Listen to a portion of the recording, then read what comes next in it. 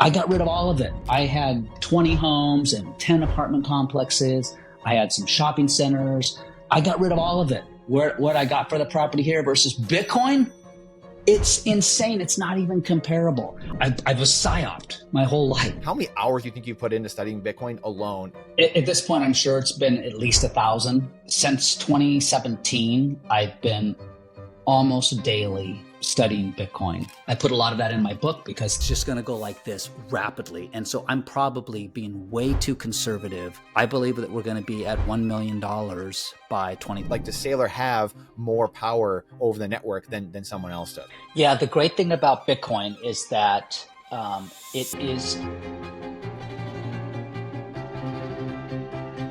Mr. Terence Michael, thank you so much for joining me here today and being a playable character in a sea of non-playable characters.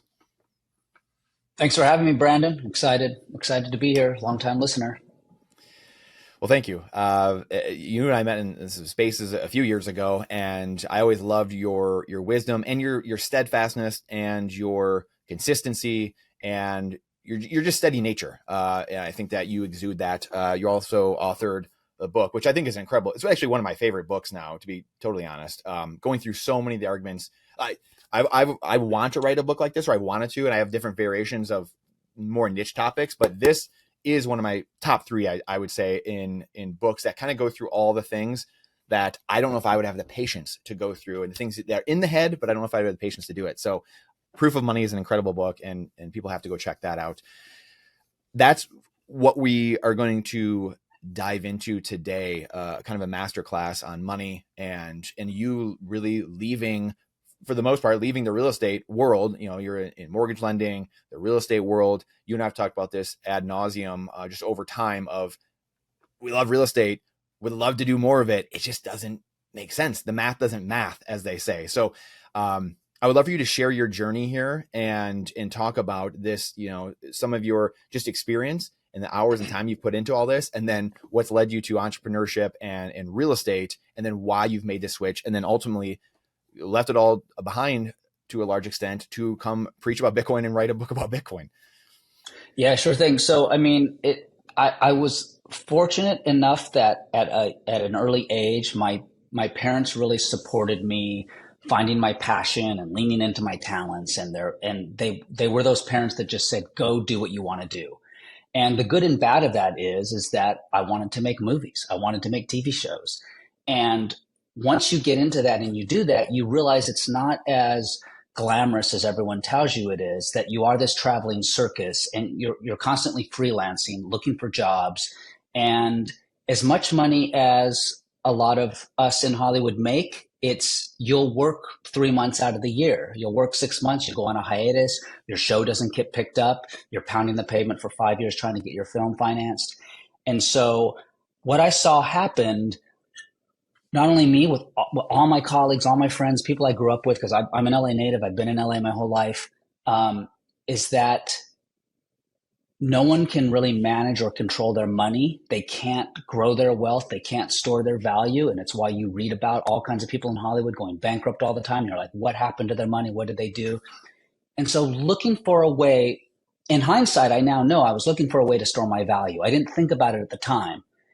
And that led me to real estate because, you know, we're sort of indoctrinated and raised thinking that this is responsible. This is what all the titans of industry do throughout history. It's like, oh, you know, all the billionaires, all the big people, they're all real estate developers. Look how responsible they are. They're doing something tangible. They're not making any more land, right? All the things we hear. Homes are the American dream, right? A slogan that was made by a real estate company. And so we get programmed that this is what we need to do. And whether we have the skills or passion or like to do that or not, we start trading what we really are meant to do, what we really should do, for doing something that we're just supposed to do, pleasing others. And I think I went into real estate sort of knowing, oh, my parents will be proud of me. I can go to a party and tell people, oh, I own these Airbnbs. I have a townhome over here. I have a place over here.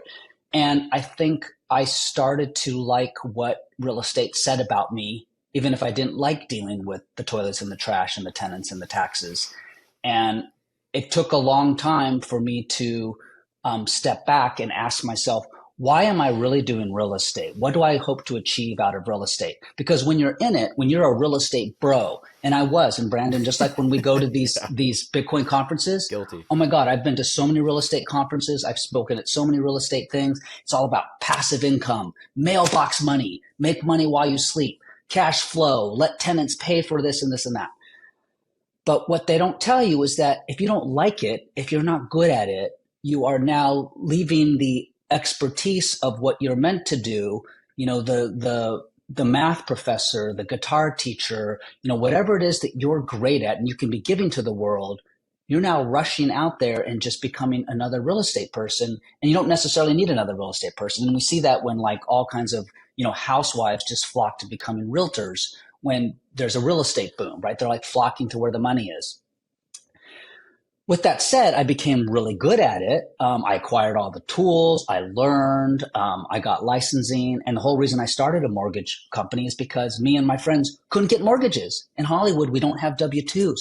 We don't have regular jobs. We don't work for the insurance company for 10 years. And what few people realize is that when you get a mortgage, it's just a loan on your future income. It's not a loan on the house. The house is just collateral. Because it's a loan on your future income, in Hollywood, they're like, well, I don't know if your show's going to pick up. I don't know if you're going to sell another movie. You know, and same with big actors. It's like you may not get hired again. You might get canceled, right? So the mortgage companies don't want to lend to you. So I formed a mortgage company that continued to help me rewrite a narrative for the banks so that they could understand how we make money. And then you know, I spent a great deal of my time doing real estate, which took me away from Hollywood. Um, so I wasn't doing really what I wanted to do, where my talents really were, what I was really passionate about, but I liked the money. And now in hindsight, I realize it wasn't money that I was really getting. I was getting more currency. It was a number on a balance sheet that I was getting. Because when I look back in terms of purchasing power, I really was, I mean, I was doing what I needed to do. I was securing it so that I could buy the same goods, you know, tomorrow that I could today. But I thought I was the hero, right? And we all want to be the hero of our own story. It was like, I'm finding this dilapidated place. I'm flipping this. I'm getting tenants here. I'm upscaling this property, blah, blah, blah. And, you know, I had Airbnbs everywhere, Palm Springs, Joshua Tree, you know, Austin, Nashville, you know, one right next to Bitcoin Park, right? Literally right next door. And I was killing it. But when I look back, I'm being woken up in the middle of the night, broken water heaters, you know, the pool pump's not working, the AC went out. It was very stressful, Brandon. Every night I went to sleep, I thought, you know, is that party that just camped out over there going to Coachella, are they going to call because the toilets are clogged or something? So I did real estate favored me because I really leaned into it, but it really took me away from what I wanted to do. And that was to continue to tell more stories, but I needed a way to store value. So that's that's the short or long story of how I got into real estate. And I'm still good at it and I still enjoy parts of it. But ever since I found Bitcoin as a superior property in cyberspace, that's why I understood Bitcoin. I don't understand Bitcoin like most people because of digital gold. I don't own gold. My family doesn't own gold. I don't have any friends that own gold. I don't know anyone that owns gold. It's like less than 5% of Gen Z and millennials own gold. And the only gold they have is because grandma and grandpa gave them some or they have some jewelry. I don't get it. And it's like, what do I do? Have to go to a pawn shop to buy it? Or how do I wouldn't even know what to do with it if all hell broke loose. But Bitcoin, you know, made sense to me. But it made sense to me as property. I don't remember who, but I heard someone say, oh, it's property and it's scarce. And that made me think of land being scarce. And I thought, oh, this is really interesting. So a lot of things that we know, but it's always been, in hindsight, it's always been looking for a way to preserve my purchasing power so that I don't have to work and do things I don't want to. In Hollywood, and everyone in Hollywood will tell you, and you know, the biggest actors and directors and people that you follow, they are all doing tons of projects they don't care about and they think are crap, but they need the money.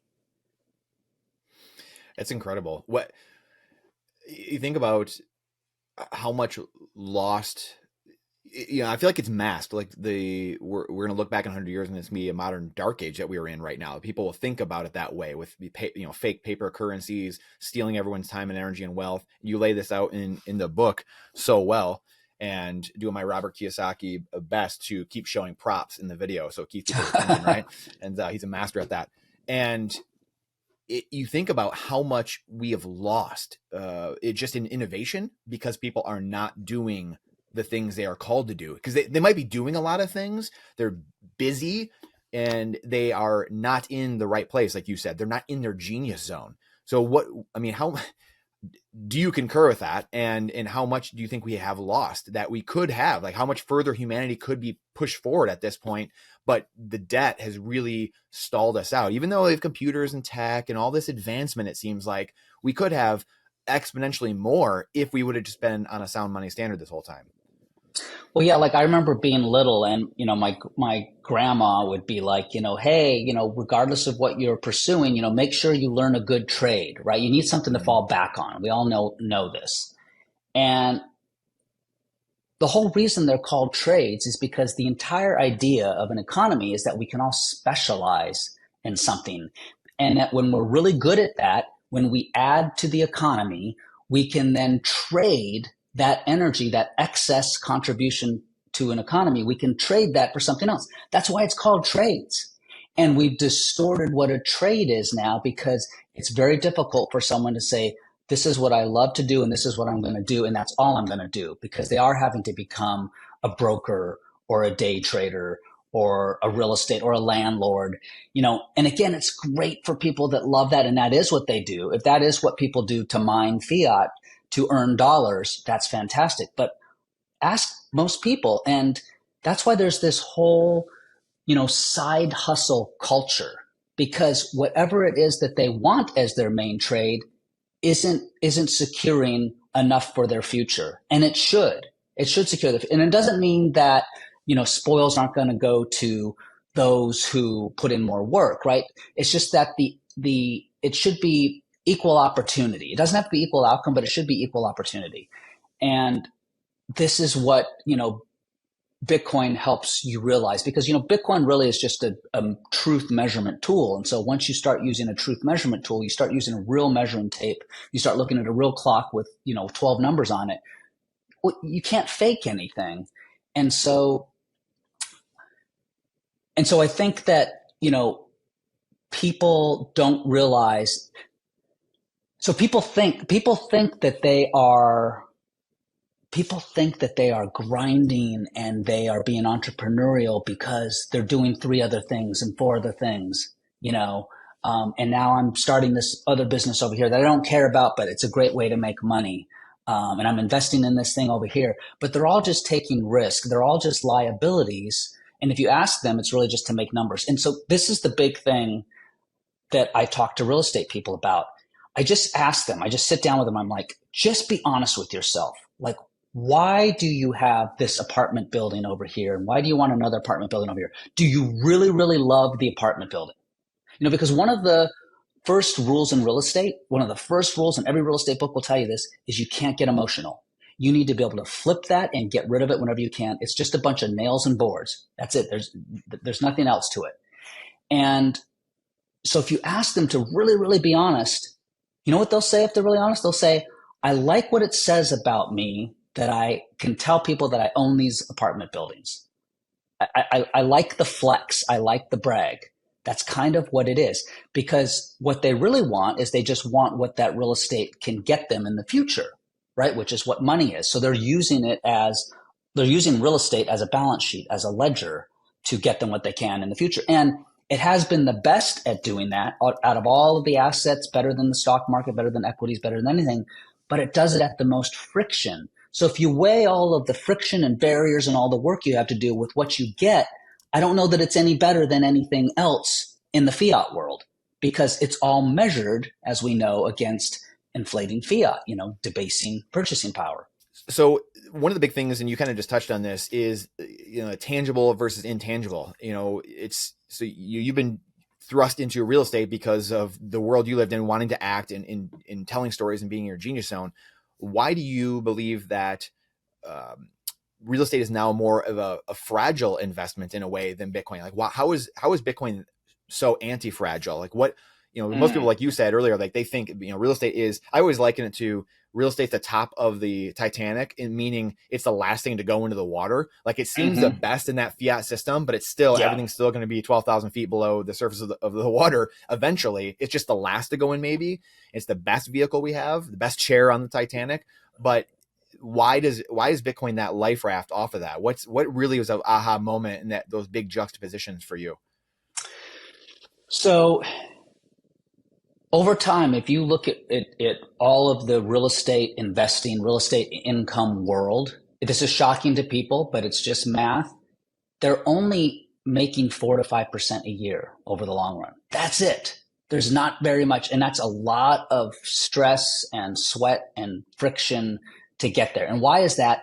Here's why. It's because we go in these cycles and people get excited, when the central banks start printing and all this liquidity comes in to the system, the interest rates go low, the Fed drops the rates, mortgages are cheap, and so everyone starts buying real estate, they start investing, and they think they're doing good. They're looking at the value of their house go up, so they're like, oh, well, let's get a second home, let's get a third home, let's get our friends together, let's get a fourplex, hey, let's get an Airbnb up in Lake Tahoe, we can go skiing, it'll be fun. But they're not telling you about what happens when it comes down on the other side. When the rates start going up, those mortgages adjust, expenses go up, inflation, and suddenly the margins shrink and to the point where they become negative. Real estate has the largest bankruptcies and foreclosures of any industry out there. And a lot of people have lost their shirt. We hear about it all the time. In fact, some of the most successful real estate developers will all tell you about the 2 and 3 bankruptcies or, Chapter 11s and whatnot that they've had to file. And so what real estate misses is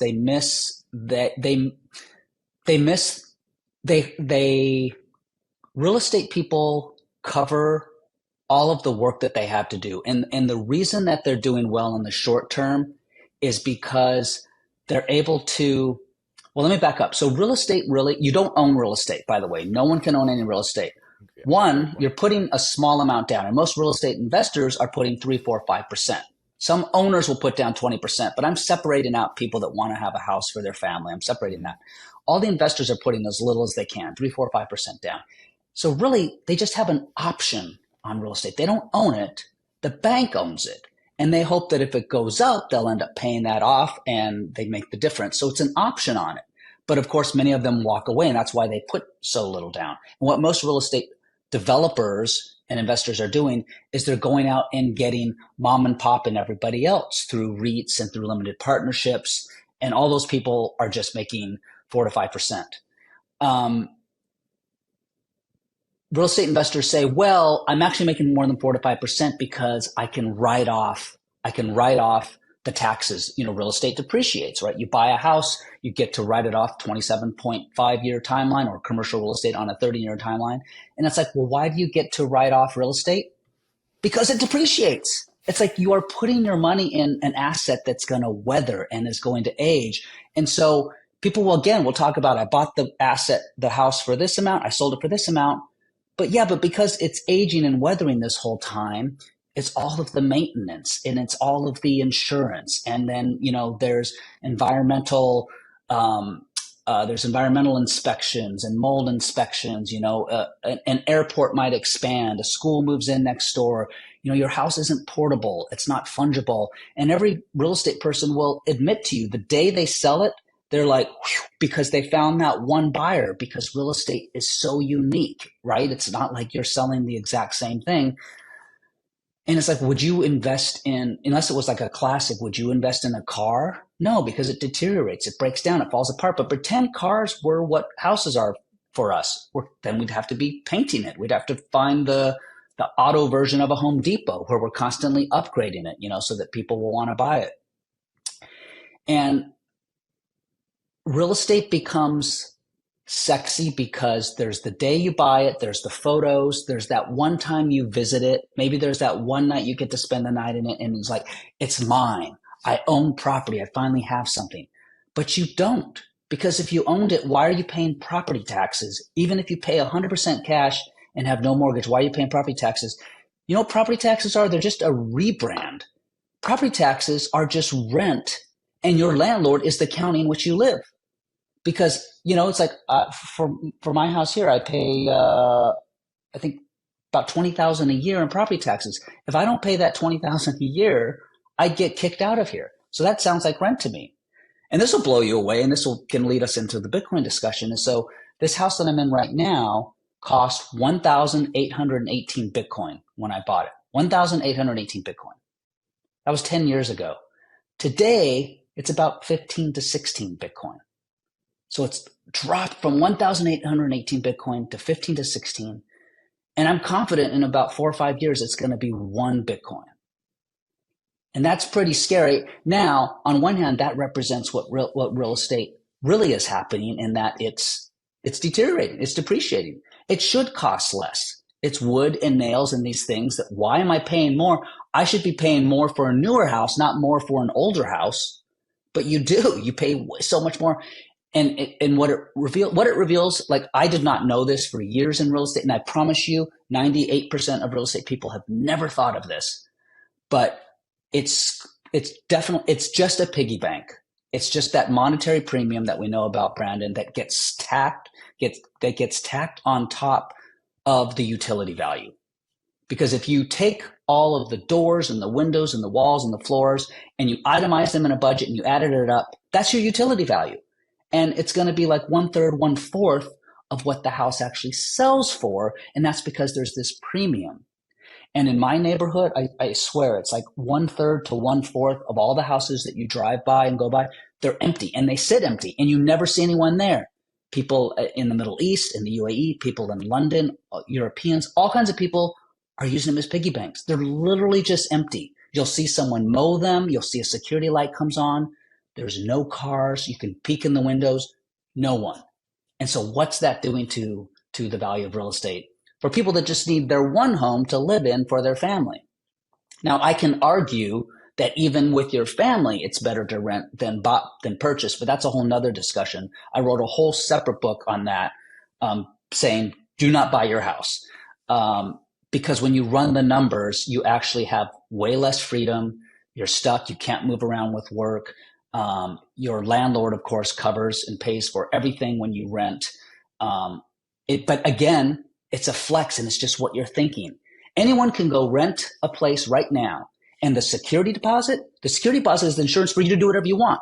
And this is why I first got into real estate too, Brandon. Back when I was renting, I started redoing the floors. I would add a new sink. I redid the cabinets. Like, I like doing that kind of stuff. And the landlords were tickled pink. Some of them even like reduced my rent. Some said you could stay there as long as you want, because I was fixing their asset for them, yet I was doing what I wanted. And it's like, here's a little experiment. If you're renting, if a landlord came to you and said, hey, you can rent my house, your whole family can live here, and in exchange for you taking care of the house and upgrading and painting the walls and doing anything that it needs, I'll pay you 5% a year, would you do it? Well, I don't know if you would. I think you'd rather the landlord take care of everything rather than you. But that's what real estate investing is. Because if I buy it and I own it, again, remember, I just have an option on it. I don't really own it. I'm not putting all my money down. I'm putting 5% down. That's all I'm getting. I'm really only getting 5% in exchange for doing all this work and sweating, because it's just, oh, I own it. Bitcoin revealed to me and to lots of people that for the first time in history, the first time ever in my life, I actually own something. It pulled the cover over my head and over my eyes and said, you've never owned anything. Everything has been permissioned. You've been granted something. You've had to trust something. Someone's allowing you to have this. You haven't owned it. In Bitcoin, it's like, oh, I can own it. Cryptography supersedes legality. And I'm not saying be a bad actor, but no one can take anything. It incentivizes good actors. Yeah. It incentivizes good actors. That's exactly it. Yeah. So I'm going on a rant, but for me, that's why I found Bitcoin, because to me, it was like, wait a minute. This is what I want. What I really want out of real estate, Bitcoin gives me. I just have to get past the flex of being like, oh yeah, I have some Bitcoin. Yeah, whoop-de-doo. What the heck is that? Versus, hey, I have this, townhome in Chicago. Well, that sounds cool. Chicago's so fun. We should go there and, go to the river parade, whatever. But Bitcoin, it gives me scarce property. There's never going to be more. I forever know what the denominator is. So I will forever own the percentage of that real estate network. It will never get diluted as it does in real estate. Real estate, people say land is scarce, but it really isn't, because as technology evolves, we continue to build up. Things get knocked down, we build more. I mean, look at parts of New England, look at parts of Boston, look at parts of the UAE. They made land where no land existed, just pushing out into the water. And so, who knows how far up we'll eventually go with steel and technology and whatnot. But with Bitcoin, it's like, great, it's scarce. I'm not taxed on it just for owning it. If I don't sell it, I'm not taxed. I get to sit on it. I don't have to have maintenance. I don't have to have insurance. I don't even have to tell people that I have it. It's invisible. You have some privacy and some secrecy, and that people don't know how much I have. And the idea that I can repurpose it. So this is a big idea.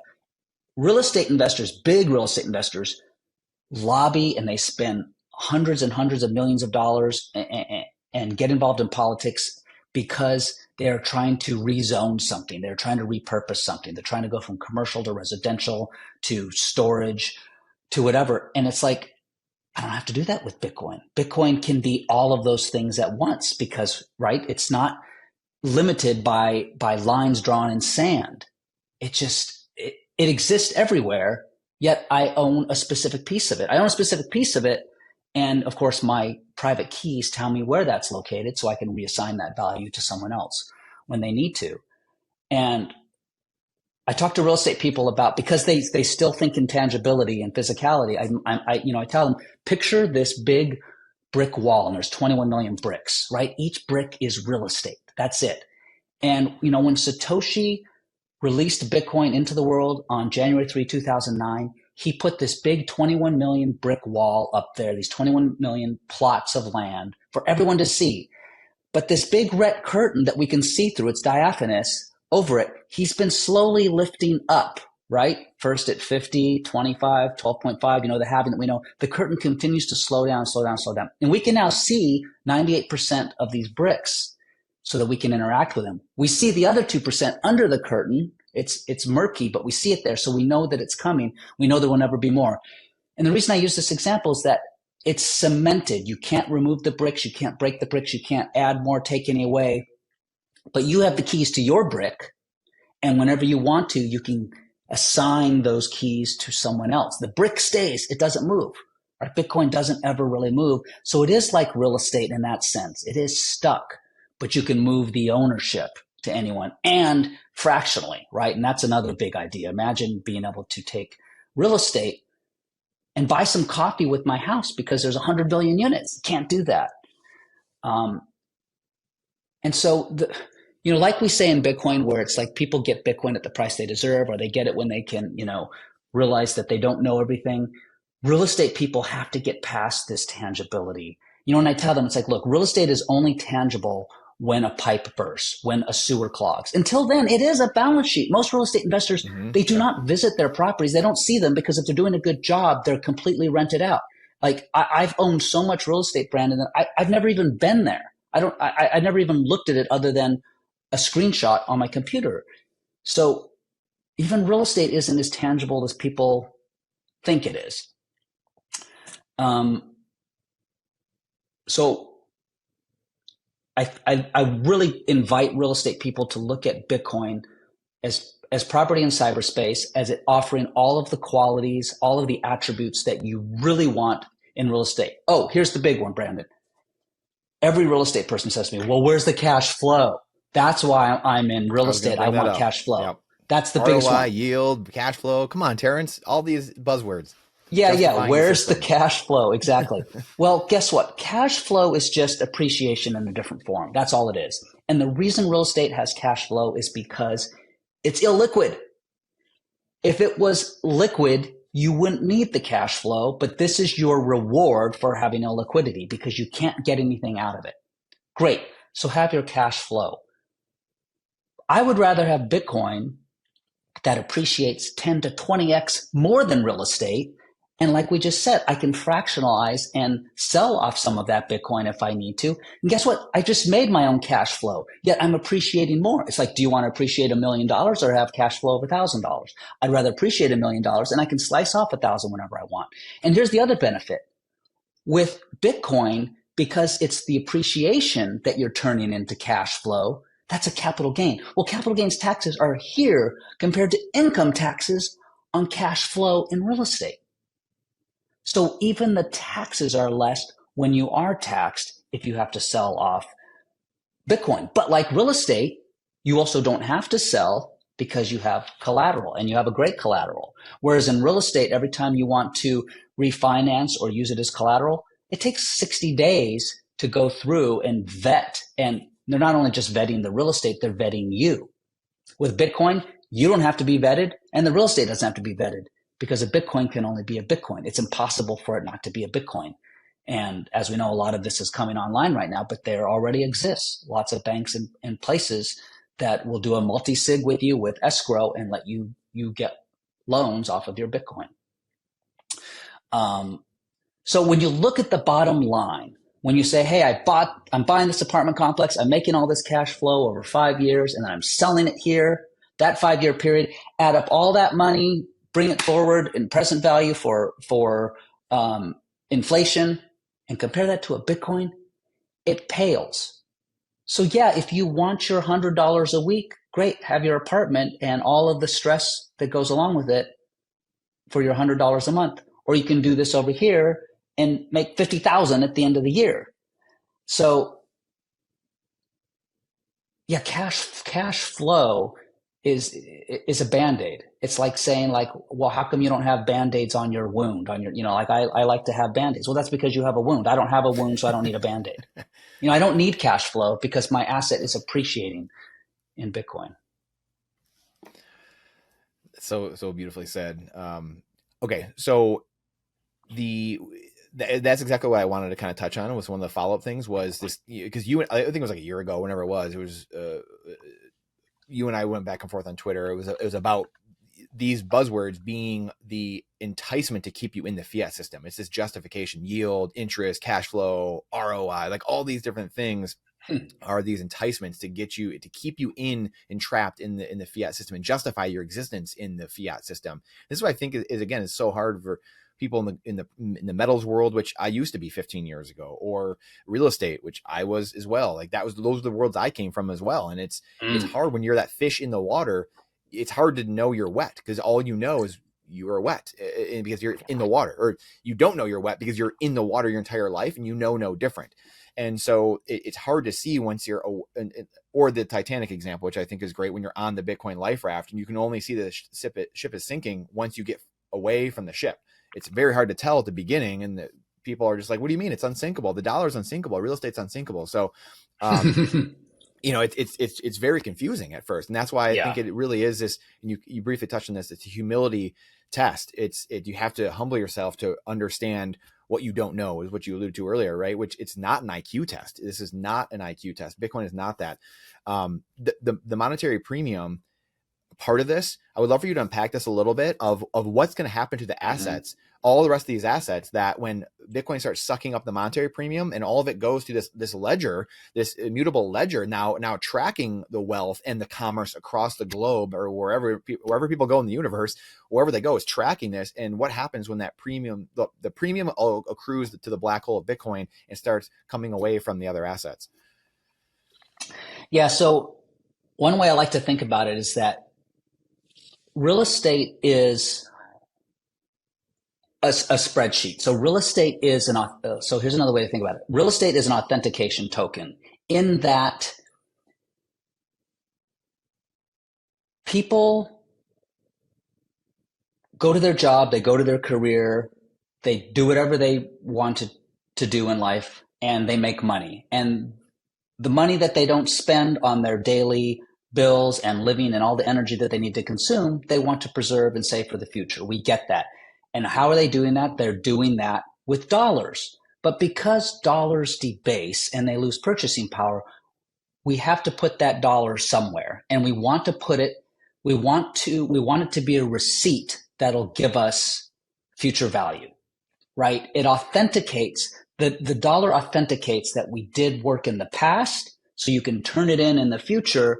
Bing, here's my authentication. Here's proof that I did this work. Now I want to get this work. Well, because the dollar is this broken ledger, real estate becomes this better spreadsheet. Real estate becomes this Google sheet or this Excel spreadsheet that the lines are more clear.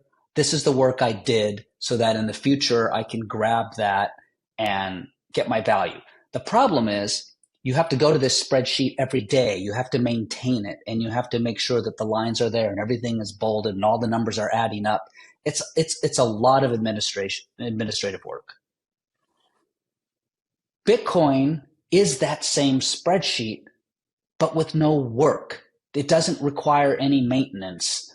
And so it's kind of reframing what we think of what real estate is doing for us versus what Bitcoin is doing for us, because all we're trying to do is we're constantly, because of the dollar's debasement, we're just trying to find a better receipt, a better IOU. It's like we went to a restaurant, we parked our car, we got the valet ticket. When we come out, we want to get our exact car that we dropped off. But this car, like Back to the Future, it's starting to disappear. We can't see all of it. More and more is going away. Same with a coat check. I want to get back and get my long, big trench coat, but now suddenly I'm getting a short coat, right? It's getting debased. Real estate will give us that same coat back. Bitcoin will give us that same coat back. But do we want it with everything that's required in real estate to do that? Or do we want it with Bitcoin where nothing is required? And it's because Bitcoin, for the first time in history, does allow us to save. We have never, ever been allowed to save. We've always had to invest because we've had to take risk, because there's been counterparty risk, reputational risk, right? There's risk in real estate. There's risk in stocks. There's, whether it's with the people, whether it's with the companies, whether it's with what the government's doing. But there's no risk in Bitcoin. And people are like, what? How is there no risk? Well, there's no risk because it is always going to be 21 million Bitcoin. And it's cryptographically proven to be incorruptible and immutable and immortal. And so because of all the friction on real estate as a spreadsheet that requires all of this maintenance, we get this monetary premium on it. Because as people trade up, if this makes sense, as people trade up, meaning when we're little kids, we save, let's put it in the bank, here's your 0.2%. Okay, that's not really savings, I'm losing. I'm not hurdling what real inflation is. Great, now let me move to bonds, let me move to a money market, let me move to stocks. Real estate is really at the top up there, unless you want to take severe risk, and invest in businesses or start a business, which is great, but many businesses fail. Real estate is where I think most people are funneling up to. And because of that, there's a monetary premium, because, where are all of the real estate people going to go? In essence, that is why Bitcoin rises in value. It's the same thing. Everything is funneling into Bitcoin, and there's only so many places to go. That's why this magic internet token is sitting around 100,000 or 150,000 or 80,000 or whatever it's at, because not very many people can go there. But what a beautiful world we live in when there's a monetary premium on something that doesn't take away anything from anybody else, that doesn't take away the utility away from somebody else. Like, how great would it be if we could all buy houses for $50,000 and have our entire family live in them on a single income and take these vacations and whatnot? But we can grow our money just as fast, in fact, tenfold over real estate, in something that doesn't take anything away from anybody. Like, that's really what savings should be, right? The incentives of savings should be that I worked really hard, and if I delay gratification, let me save so that I can create rather than consume, that I can save rather than spend, that I can plan and build rather than gamble. But the incentives don't let us do that. And I'm not sure that real estate, real estate is an external scorecard, right? It's a numbers game. And people will tell you, oh, I made all this money and all these numbers.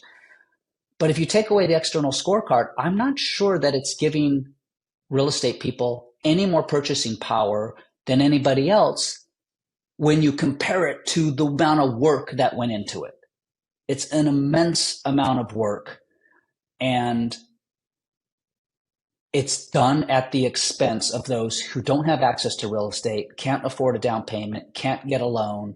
And so it does contribute to sort of this vacancy in the middle class, because if everyone's migrating to real estate and that's the monetary premium, and they're going up here, really not having any more purchasing power, but just going up in numbers, and the people down here that can't save in real estate, the prices of goods and services and everything just go up for them because their money isn't riding this real estate wave, which really on a long term is really just flat.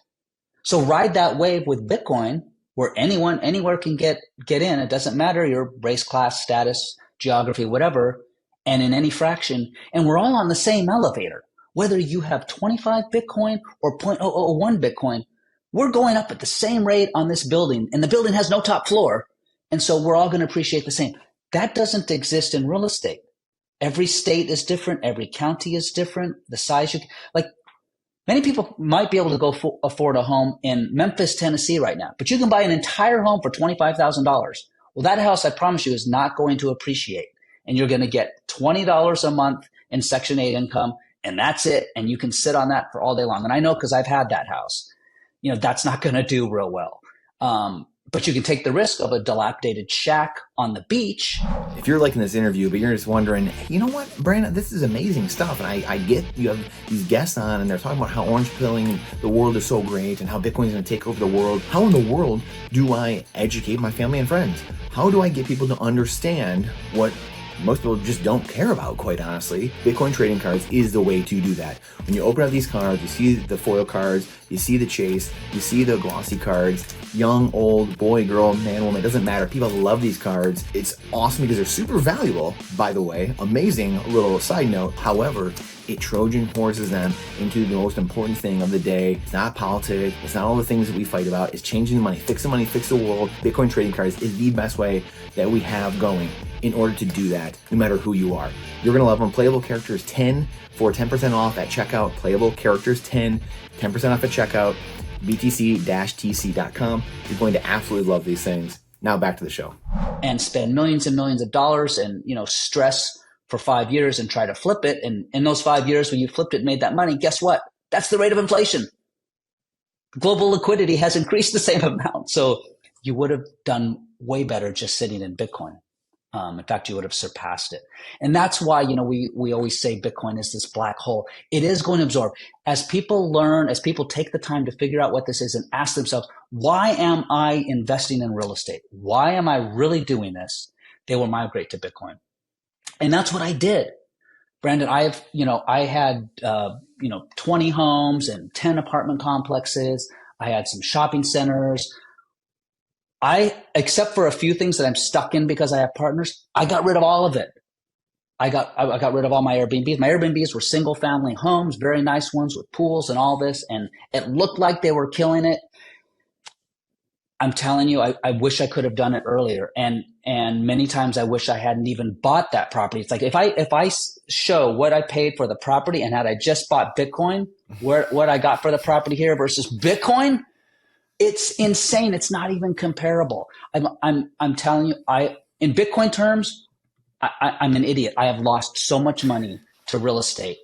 And I'm talking like not seeing my family for, 9 weeks in a row because I have to go upgrade this house. I have to drive over there with my truck and my tools. And, because that's the only other thing that if you really want to try to surpass 4 to 5% in real estate, you have to do it.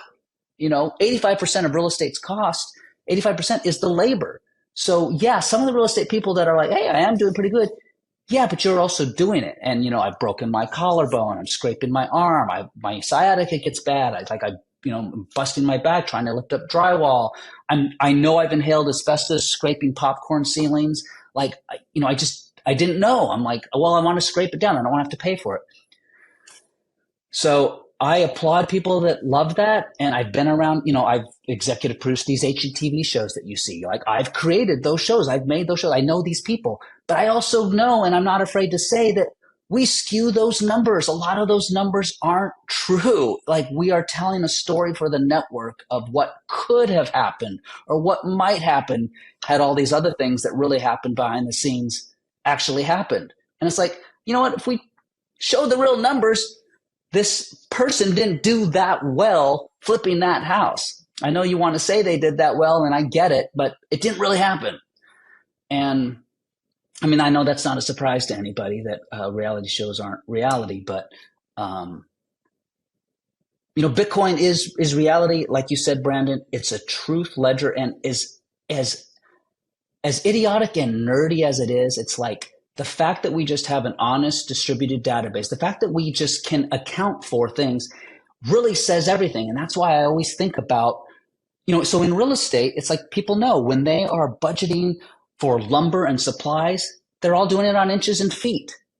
Well, those same real estate people, okay, great. Well, what happens if you come back the next day and suddenly there's 15 inches in a foot, not 12 inches in a foot? Suddenly you don't have enough lumber. You can't communicate and coordinate with all your subs, all of these contractors.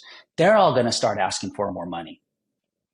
And people will say that they understand inflation, and they don't. And I've used this example many times.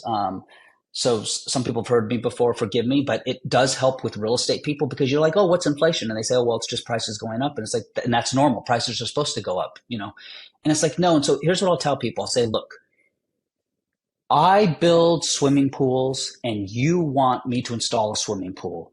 And let's pretend that the entire economy is this 5-slice pizza. And I've said to you, you know what? I need you to pay me one slice of this pizza. For one slice of pizza, I will build a swimming pool. I know that with the calories and the contents in that one slice of pizza, I can pay my workers, I can feed my family. This fairly represents my time. And so you, Brandon, who want the swimming pool, you're like, okay, I'll pay this one slice of pizza. And remember, this is a 5-slice pizza economy, so it's you own 20% of the economy. You're very wealthy, Brandon, but that's how much I'm going to charge you. The government comes in, the central bank comes in, and when they inflate, they aren't adding any more goods or services into the economy. What inflation really is, this is what really happens when the government does it, is because they're not adding anything. They reslice that pizza. Same amount of pizza, same calories, now there's 10 slices. So I come to you and I say, whoa, Brandon, this one slice you're now giving me, it looks like it's half the size, because now there's 10 slices instead of the 5. So you know what, Brandon, I'm going to need 2 slices. I really don't want 2. I accounted for that amount of calories of cheese and pepperoni and things that I need, again, for my workers and my family. So see, I don't want to charge more, but nominally I have to. And when I explain to people that this is really what inflation is, it helps them sort of rethink what's going on. That real estate bros will blow their mind. They will blow their lid. They will get so pissed off when you tell them this. The price of your property is not going up. The value of your dollar has gone down. It requires more of those dollars for the same thing. They're like, what? Like, this always blows their mind the minute you tell them that. They're like, what? No. It's like, well, yes, it's the same property. Unless you've added a bedroom or a floor, the utility is the same. Why is it requiring more dollars? And that's why I use this pizza example. I said, this is exactly what is inflation. So I don't blame you. You need to hurdle inflation. You need to keep up. If everything's going to cost more and we just nominally need more dollars, then yeah, we need more dollars. But what if you could get those and you could still honor your decisions, your sacrifices, your choices, everything that you've worked hard for in your life and everything that you want to do? What if you could do that because you can save properly and not have to take the risk of investing? And sometimes it works out, but so many people have gotten wiped out. Everybody. I have family members. I have friends. You might too, Brandon. Like I know lots of people that lost their houses in the great financial crisis of 2008 and 2009. So Bitcoin reveals to us who we really want to be. It makes us look in the mirror and say, what do I really want? Can I be honest with myself? Because I just think most people aren't honest with themselves, and that's okay. It's hard to say this is really who I am. This is who I want to be. And am I just trying to broadcast to the world? Am I just trying to show off? Am I just trying to say I'm something that I'm not? Because if you're not, you know, it was never meant to be real estate investing. It was meant to be real estate living. That's what it was supposed to be. But without a better way to save and outpace inflation, real estate has become the big piggy bank, and it's everywhere. To my knowledge, in the olden days, the landlord, I don't know, like maybe the king, had a lot of land, but land was land in those terms generally was productive land. To all of my knowledge, it was productive land. You would grow food on, you had, cattle, 100%. like, right. All of those things, whether it's forestation, that was owning land, like there was an apartment complexes 2000 years ago where it's like, hey, the king owns all of our, the That's ghetto they right. put us in. That's not how it works. So it's gotten bastardized to all of what you're saying. It just made me even kind of think of it in this general sense, and going back thousands of years of it got bastardized and into landlords are owning all these apartments or high rises or whatever it might be, where you cram a bunch of people in there. That wasn't the point. It was to own productive land. And that was actually the beauty of owning land. And like you said, it's been commercialized, and like owning a home is the American dream. And it's to a large extent of like, follow the money. Who is saying those things, right? Like, That's right. who are the ones, the government, other companies, corporations that benefit from those things. So that is just fascinating. Property taxes, government, and then corporations that are helping you buy and sell real estate or whatever it might be. So follow the money. Such an amazing example. Yeah, well, look at the word mortgage. Talking about landlords, even the word mortgage, like mort, like mortuary, means till death, and engage, like engagement. Like, you are now engaged in this debt till you die. It's a very morose thought of what a mortgage is. Just like look at the bond market. Bond is bondage. It's fascinating. It's like the most immoral system you could ever think of, and it's what a great way to enslave an enemy country. Like, I'm going to put their people in bondage by buying all their bonds, and now they're on the perpetual hamster wheel of having to pay off all these through taxes, these bonds, and or inflation. They've got to pay it off one of two ways. I don't know. It's so like a government doing it's wacky to me. I don't know how we allow that. But yes. Then like if a company is doing it, that's different, or something like that. Like they produce things, that's fine. But between bondage through the government, bonds, the bond market, and then like you said, mortgages, and no one questions it. It's just like, well, that's how it is. That's right. All lived yeah, with. No one is in real estate, paying all cash for anything. It really is. It's a game. And if they're intellectually honest, they will admit it's a game, that you're acquiring a lot of debt and you're leveraging, which is why I call it an option. It's an option to own, but then you actually never even own it, because even if you pay off the option, you have the property taxes. And again, that sometimes will work. Like anything, any gambling will work out at some point. You can go to Vegas and put a ton of money on black. You'll win sometimes, but more oftentimes than not, you won't. And that's the big lie about real estate, is that you aren't making 20 to 30% a year. You're making 5% a year, and you're incurring a ton of risk. And by the way, back to cash flow real quick.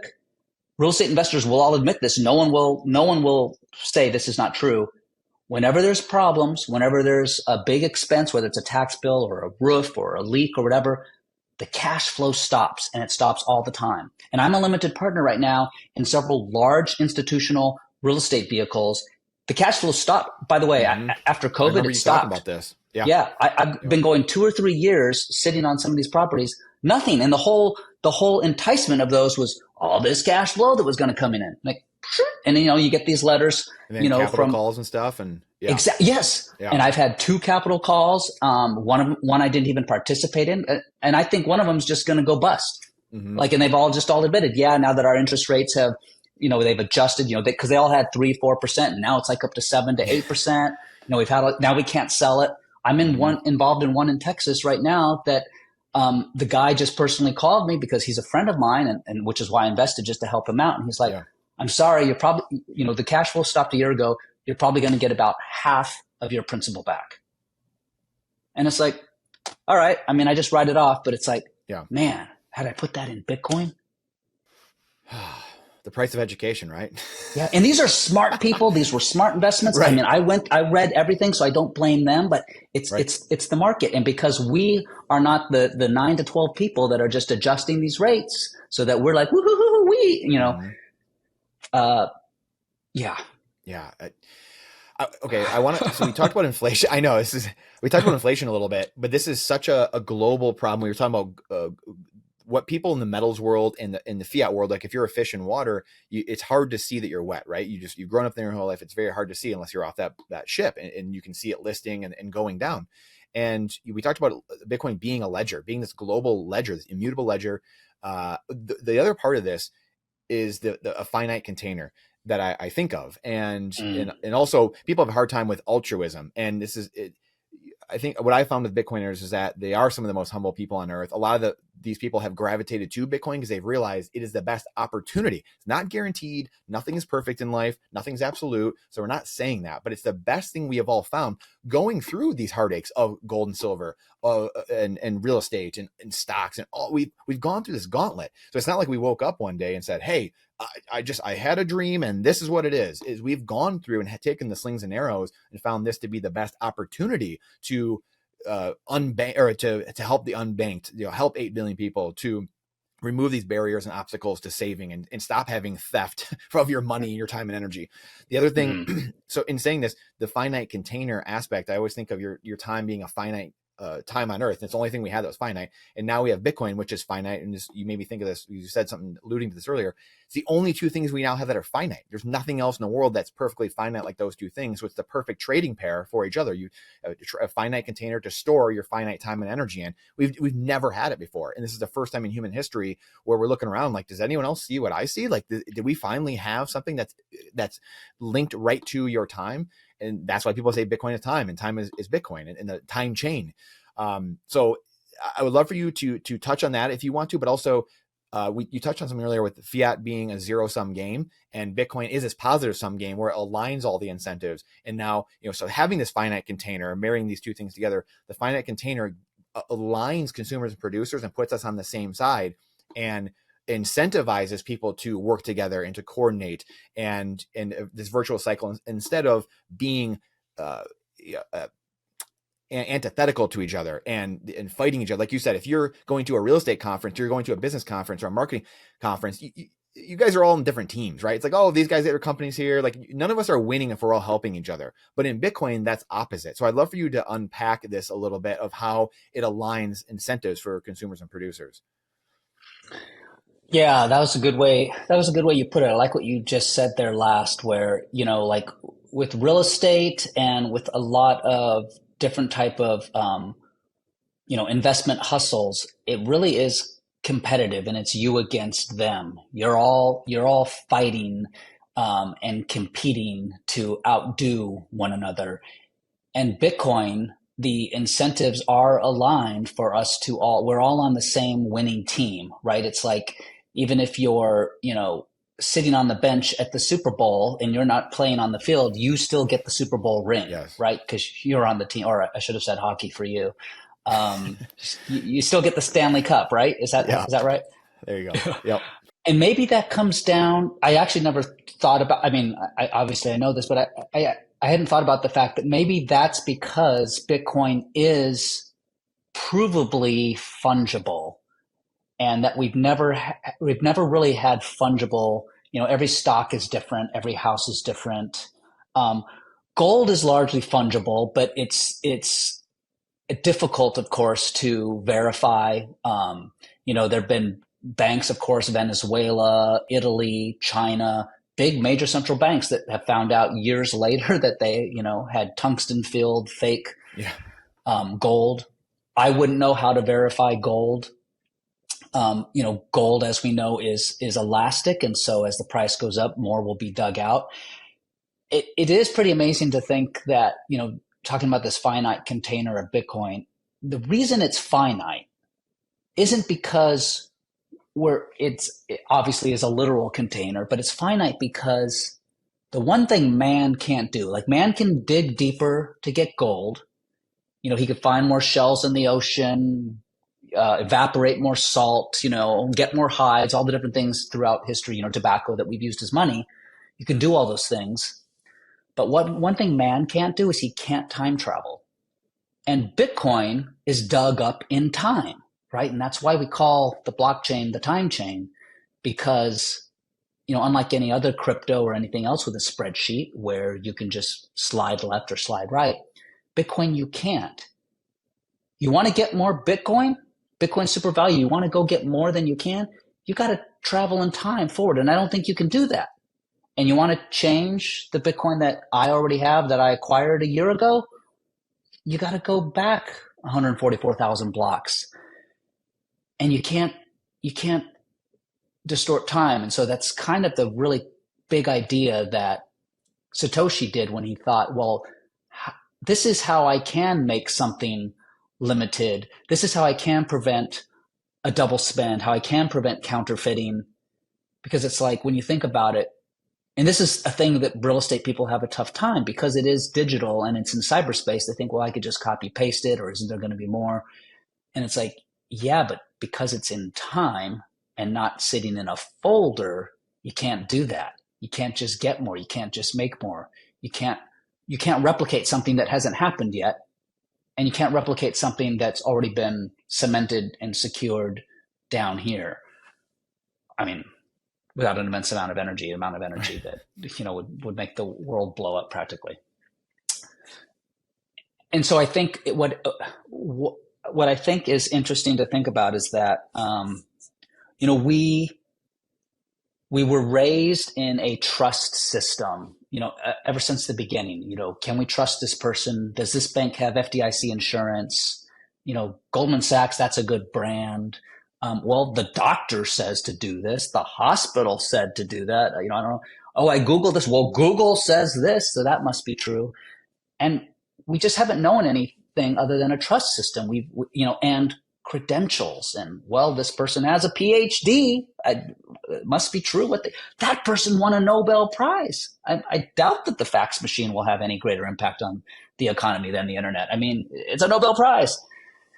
And so Bitcoin for me did this, reveals that it's like, oh crap, you shouldn't be trusting everything that you read and everything that you hear. And just because they have certain credentials and they may not even know that what they're telling you is disinformation or misinformation. And so now put a layer of money on that. So now I have a layer of money where I'm being lied to, or I'm being told that I do need to spend it because my money is going to expire, or I'm going to get a better deal here rather than over here. This state has sales tax, this state doesn't.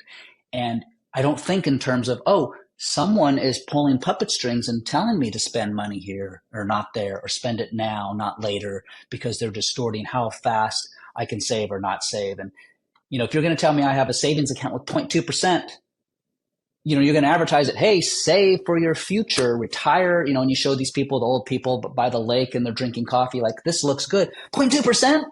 No, I'm going to go spend it now. There's a sense of nihilism and hopelessness and helplessness that I might as well just spend what I can, because there is no future at 0.2%.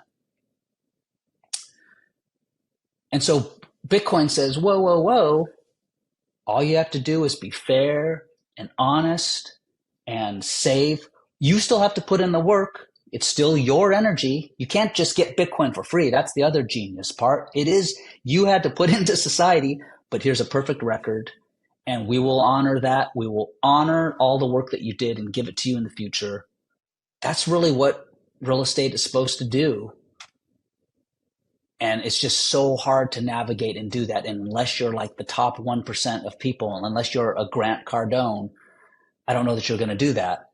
And even Grant Cardone is realizing that, and he's starting to put 20% of his real estate into Bitcoin. And his twin brother, Gary Cardone, is already putting everything into Bitcoin and selling his multi-million-dollar properties. So it's like real estate people will see this, but yeah, Brandon, you said it. It's that humility test. You have to say, damn it, everything that I was told and everything that I thought I knew, and I'm so good at this and I can do this and I can throw up walls and I have these tools and I'm so good at financially engineering a mortgage and this and that. It's like, you have to set aside and say, you don't, the genius part is saying you don't have to do that, and then you shouldn't have to do that. Yeah, you nailed it right there. You shouldn't have to do that. Like, do we really think we're God's highest form of creation? Should we have to have an 180 IQ just to like save money? And I don't think God created Earth that way. Like, oh, only 180 IQ people, that can financially engineer balance sheets and rental properties, and like they're the only ones that can have a life, that's with some sustenance on Earth. It makes no sense. Like you said earlier, when you zoom out and just look at it, like a real estate investor zooms out, or a stock investor, or meme coins, altcoins, when you zoom out, you realize, like, what am I doing? Because again, we've gone through that journey. All of us have gone through that journey. What do you say to holders though? What do you say to people that say, well, what are you hodlers doing? Like, all you're doing, you can't just sell all your real estate. You can't just sell everything and just sit in Bitcoin. Like, you're not doing anything. That's not capitalism. You're doing nothing in society. You're just sitting there doing, what are you providing for society? That's like a big argument. Like you said that, and it just made me think of what you hear all the time of, you can't just hodl your Bitcoin. So what do you say to people when that comes up? What I say to them is that the most productive thing that anyone can do in an economy, the most productive thing, is to save. Because when you save, you're saying, look, I'm sitting on the bench. I don't need to play right now. And the people that want to play on the field, the people who have the talents and the skills and the energy, and they're ready to get out there to play in the economy, they should be playing. And so I'm willing to sit on the bench and let those resources go to them so that they can use them. When I'm not just frivolously buying shoes that I don't need, the person who needs those shoes gets a fairer market price, because the signals that person who needs the shoes is sending to the merchant and the vendor is, this is what I'm willing to pay. And so he learns what people are willing to pay and has to price them accordingly. And you find a fair market price. If I'm not saving, if I'm not setting aside my excess contribution to society, then I am going to distort the prices by just spending frivolously for the people that need them. So when people say, yeah, Bitcoiners are just hoarding because, it makes it sound like we have some mental illness and we're stacking up boxes in some, hallway we can't walk down. Think about what we're doing. When we hoard, when we save, we have already contributed to society. We've already cut down all of the trees, but we don't need any more trees. So now we are going to sit on the side and let someone take those trees to go build a house. Because how do you build a house with lumber unless the lumber has already previously, the trees have been chopped down and it's been milled into lumber? Well, if I'm saving, I've already chopped down the tree and milled the lumber, but I don't need any more lumber. So I'm not going to frivolously build houses, frivolously invest in real estate. Instead, I offer it to the world and to the people that need it. What happens is all of the resources, all of the goods and the assets, everything gets priced how it should by me saving. And here's the thing. Consumers call the shots today, savers call the shots tomorrow. So if I'm saving in Bitcoin, I'm still going to this is still me spending. I'm just going to spend it at a later time. That's all. I'm allowing people to play on the field now. I'm sitting on the bench. And guess what happens when I sit on the bench? I get to think clearly. I get to plan. I get to prepare to build. Now I can invest in someone who's been doing all kinds of great work, and I can be like, I believe in that.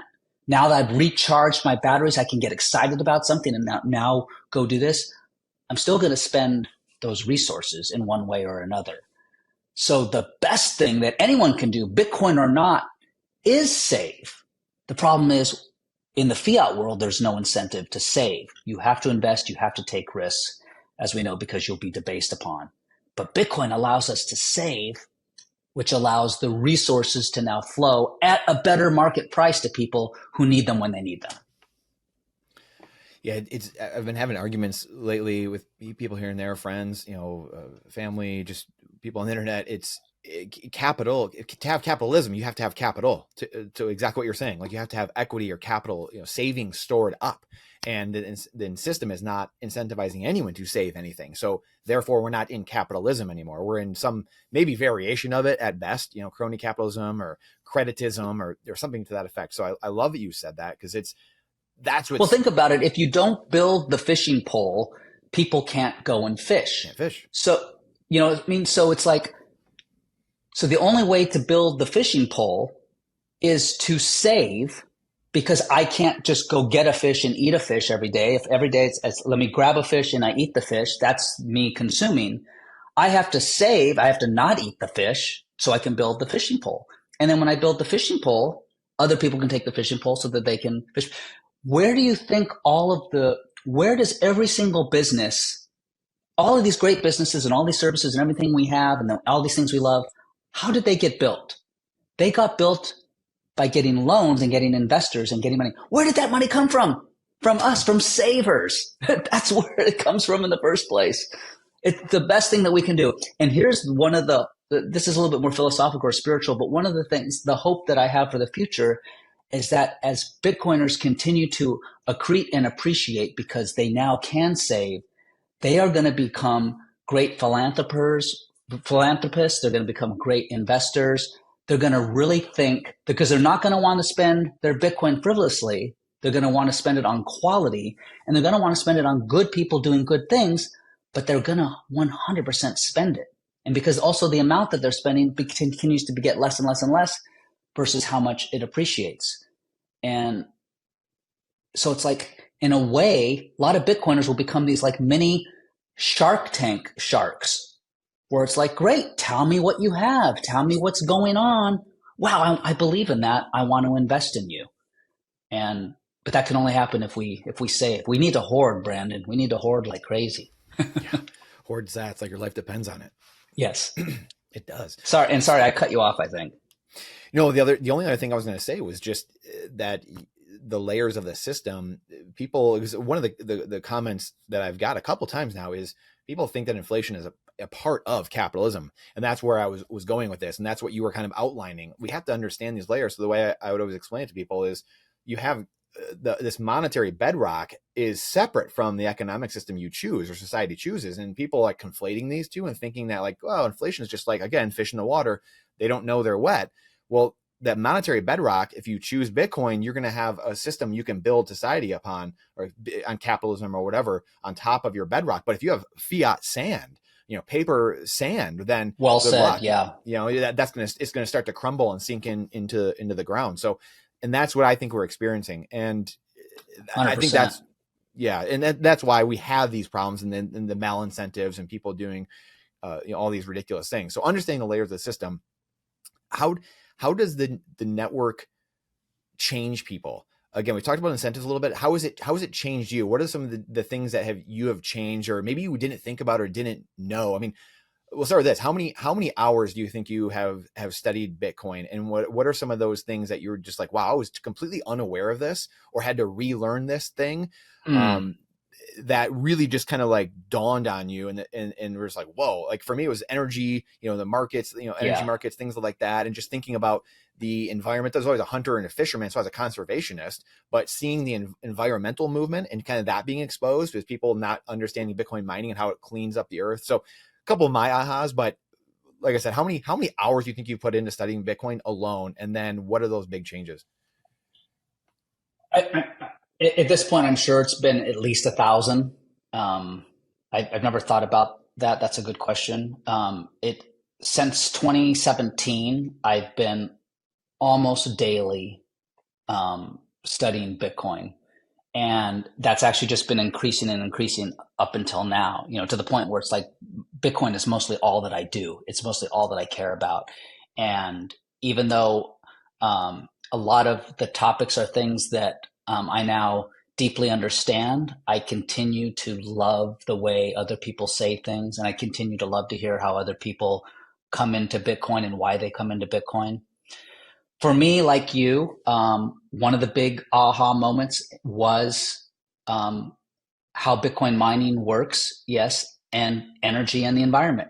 Living here in LA and being in Hollywood, I can't tell you how many people obviously care deeply about, climate change and global warming and the environment and all of these things that I don't necessarily agree with and never Mhm. did, but I wasn't 100% sure why and didn't necessarily Mhm. have the facts because I hear stuff on both sides. Well, I no longer have to care about those facts because now I see how Bitcoin actually just cleans up pollutive and warming gases no matter what. So Mhm. whether you think it's man-made or not, whether you think it's good or bad, this is what Bitcoin mining does. And in the process emits zero CO2. In fact, it gives us another usage. We have heat. And so that was a huge idea. And I loved learning about that because I love being able to tell my lefty climate activist Mhm. friends, how Bitcoin is actually great for the environment. You don't even have to care about Bitcoin, the asset, or Bitcoin, the network. Let me just tell you how mining works. And it's one way that, Don Bay and I and a few others were able to get Santa Monica on board. That's very, very progressive city. And, now they're a Mhm. Bitcoin city because they care about the environment. They love how it can clean up the landfills and It's eat all amazing. that methane that's just going straight into the air, 84 times more pollutive Mhm. than CO2. So that was clearly a big one for me. You know, living, here in the West and not in the, global South or Western Africa or anywhere, I didn't it wasn't very meaningful to me at first about the permissionlessness, um, the instant, the fractionability, uh, the portability, the divisibility, because the dollar network does work great for me. It's fine. I like the dollar.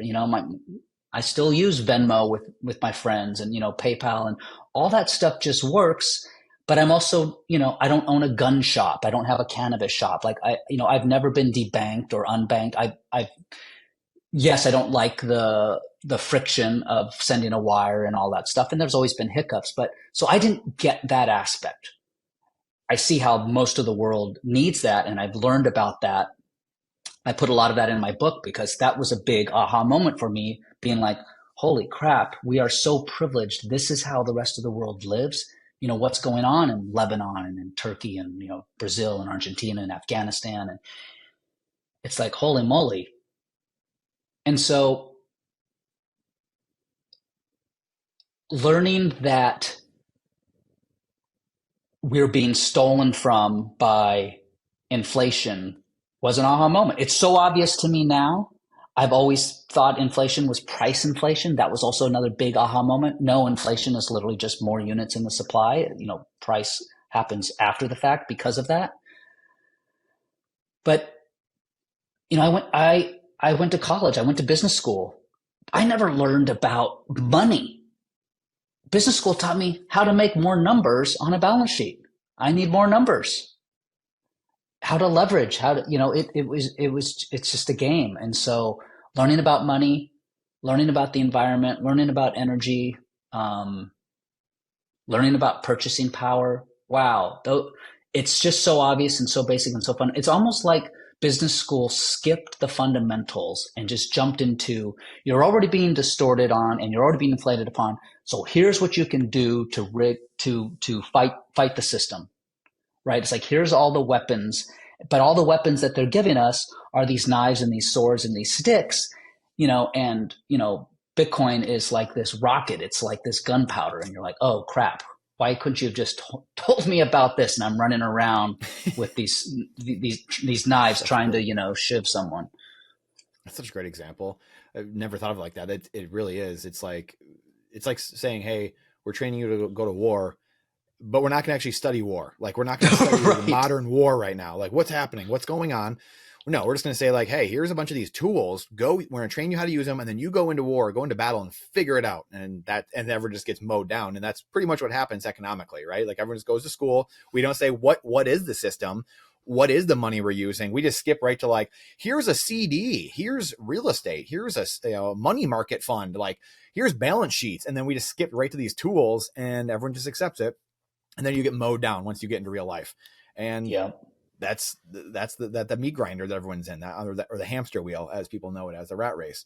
So Well, yeah, it's and think boy, about oh boy. all of the. So this was another. You just reminded me. This was another big aha moment for me. You think about all the domino effect, and you think about the secondary and tertiary effects of that, of being in the system, not being told what the whole landscape is, and then because of the distortion of money, it's the search for these therapeutic modalities.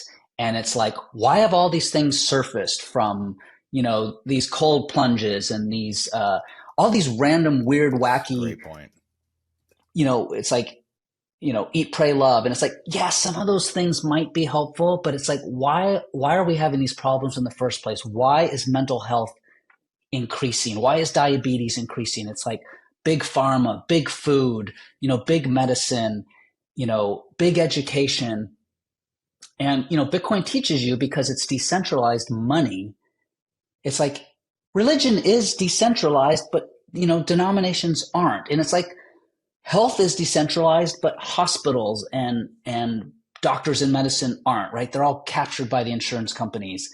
And, you know, we naturally do have all these decentralized systems that we don't think about, but they all get centralized, and all we really know are centralization until Bitcoin comes along. Bitcoin's like, I'm the first and only decentralized thing ever outside of like what's natural, in the universe. Like, yeah, love is decentralized. Maybe dating apps aren't. I don't know. I haven't thought that one through, but I love that. I love that you and I said that. come from a family of 27 physicians. My parents, all my cousins, my aunts, my uncles.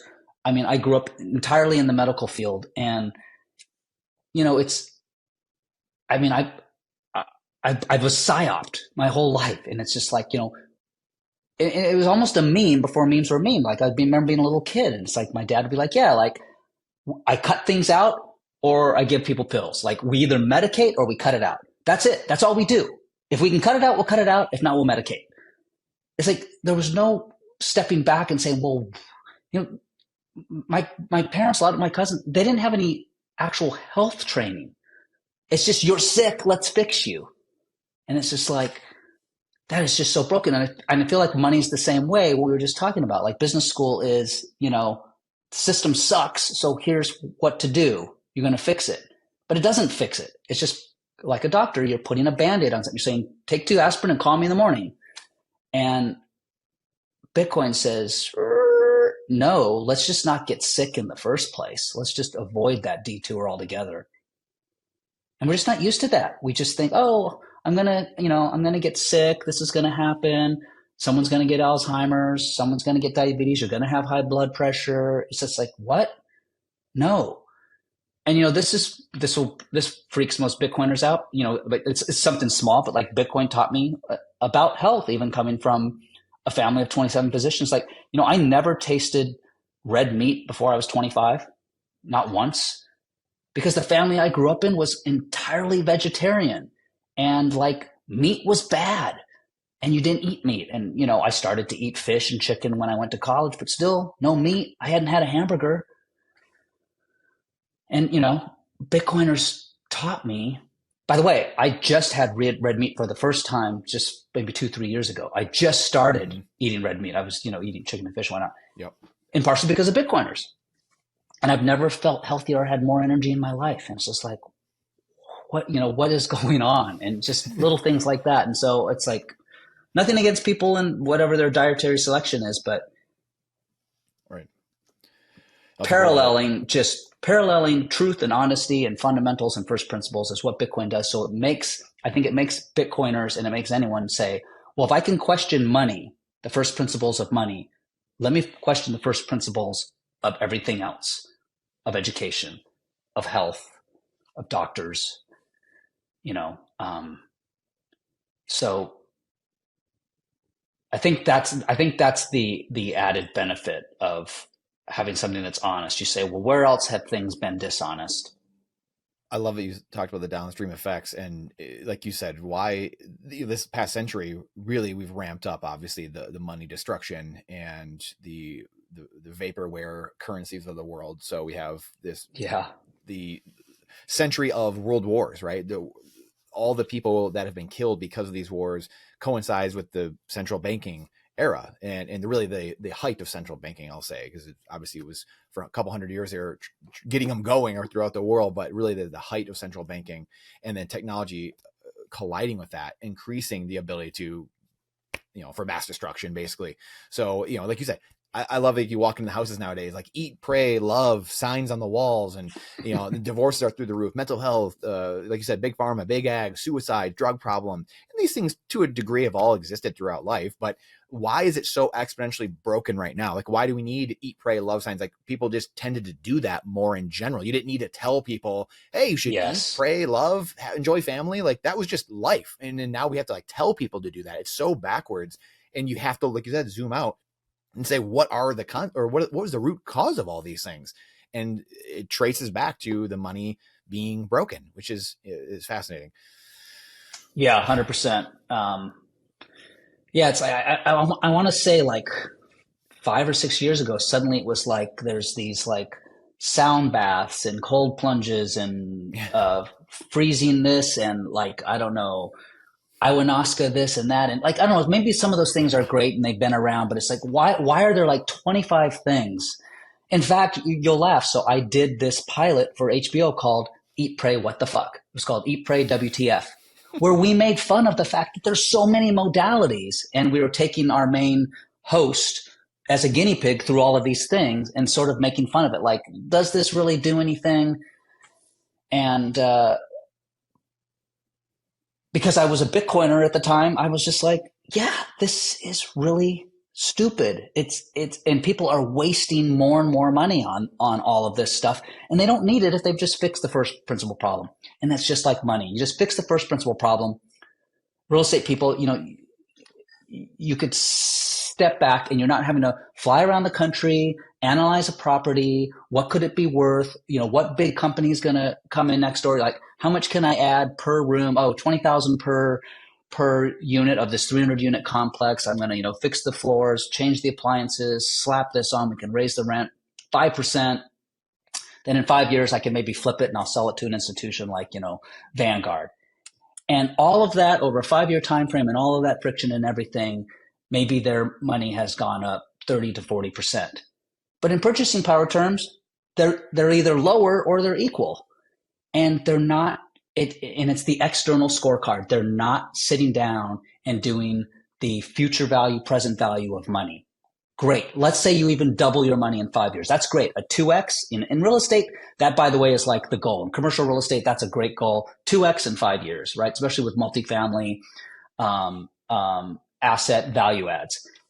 Well, 2x in 5 years, and then you minus everything and like try to put a price on your time, which is the only thing that matters. And people don't put a price on their time in real estate. That's where they really mess up. You're not doing that well. In fact, I would even argue you're probably better in stocks, which is entirely gambling, and you have reputational risk, and they'll just make more stocks. Every company injects more stocks into the supply. Yeah, they obviously inflate that. So it doesn't make sense. But if you're not honest with yourself and you love the idea and you love the chase and you love the hunt and now I've got this property and you want to show off that photo to your friends and family, that's great. I get that. I was there 100%.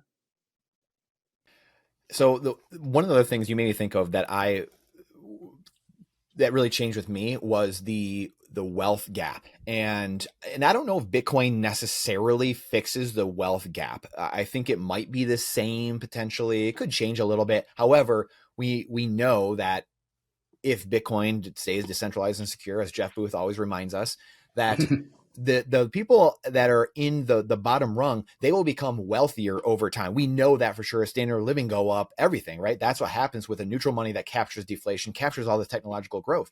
That's the beauty of it. So even though the rich could get richer, the bottom will continue to get richer as well. The people that are saving, producing more than they consume, et cetera, et cetera. And I think that to me was one of the big ahas where you see the social unrest over the last 5 years. And we've, again, all throughout history, you've seen it. And now these periods of ramping up even more, you're destroying society.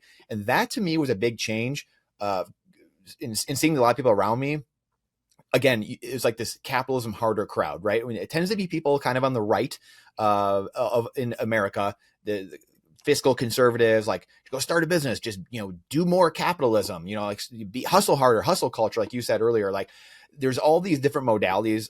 And that was to me guys, it's not going to matter if we live in Biff Tannen's Pleasure Paradise and Back to the Future 2, and we're on this alternate time continuum, or like we have in Fiat, where Biff owns everything, and it's Ursula von der Leyen and Christine Lagarde that own the entire world, and Augustin Carstens, they own everything, and everything's burning. Then it doesn't matter at the end of the day. And I think that was the big thing, where this wealth gap, if it continues to get wider and wider in Fiat, you're going to have burn the world down, because the poor are going to say, hey, what are you doing, people at the top? I can't get ahead in life. I can't live.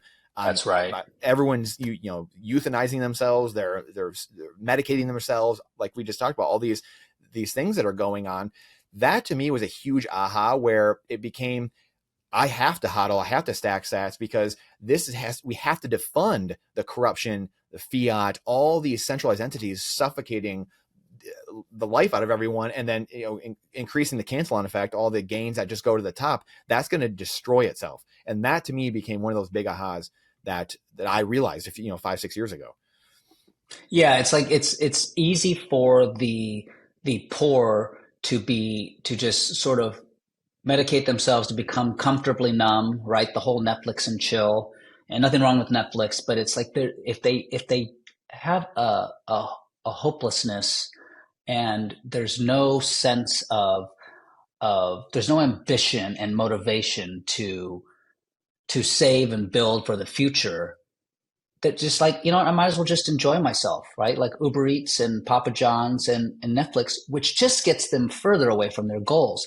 But if they know that they can appreciate and grow at the same exact rate as the billionaires in countries, like the exact same opportunity, wow, the incentives do change, because, you often can, and I think there have been studies, but you can like look at the success. Well, I mean, yeah, the Stanford marshmallow experiment is a little bit of that, but it's like delaying gratification, and which really is just saving your energy, whether that's money or delaying your wants, tends to favor you and tends to help you grow, because it's how you think about not just money, but your relationships and your business and your education. And you know that I can think on a longer time frame, with a low time preference, and you can think in decades rather than days. And I don't think the poor can think in decades. They're just trying to get by. They're thinking about the gas bill in 2 days. They're thinking about the rent check that's becoming due. And those things will always be due, but by saving it in Bitcoin, it gives them some runway. It gives them some leeway. And this too, Brandon. It's like, as much as we want to be productive, if you don't have time to play, if you don't have time to think and step back, you're just going to become a miserable human being, And this, of course, also leads to violence. It leads to crime. And, it's kind of like, why are in poorer areas of our nations do we have so much crime? And part of it's like they don't have anything else to turn to. I fully believe that if criminals knew about Bitcoin mining, or they knew what Bitcoin could do, why would you counterfeit if you could just mine, or you can save in Bitcoin? Mm-hmm. Most, people that counterfeit or people that do crime, it's because they have no other choice. And it's not that Bitcoin is any get rich quick scheme, but it's a get rich for sure scheme. You will for sure get rich in Bitcoin. You just have to give it time. It's so well said. So this is the thing I've got over time too. What makes this trustworthy? So like you walk through all this, and people would say like, okay, like I get it. And like, there's all these incentives, and we're living in this backward system. How do we know that Bitcoin is the answer? How do we know, like, someone's just going to create another one? There's going to be a Facebook to your guys, Bitcoin MySpace, someone is just going to inflate the supply at some point. And also at the same time, we do deal with human nature of wanting a 1-800 number. We want someone to call. We want a politician to go to bitch and say, hey, you need to right this wrong. We need to reorg this system. We need to restart this. There's not a fair distribution. So we need to, I'm going to complain about it so I can try to get my way this time. Is Bitcoin obliterating that? Is it really going to change people, how they think going forward? And like I said, can we, is someone just going to create another one? Can they, so I would love for you to kind of unpack this a little bit.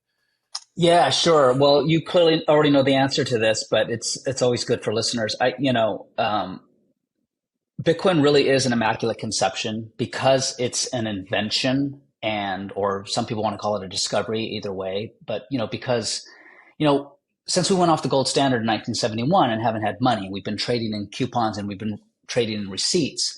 Cryptographers, coincidentally or not coincidentally, during that same 40, 50-year period since we went off the gold standard, have been trying to solve money. They've been trying to, we've never had money. It's the whole reason why my book is called Proof of Money, because my argument is now for the first time in history, we have money, which is Bitcoin.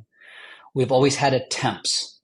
Yeah, we've always had an attempt. We've always had substitutes. We've been looking for anything and everything we can, from shells to tobacco to beads to rhinestones to whatever.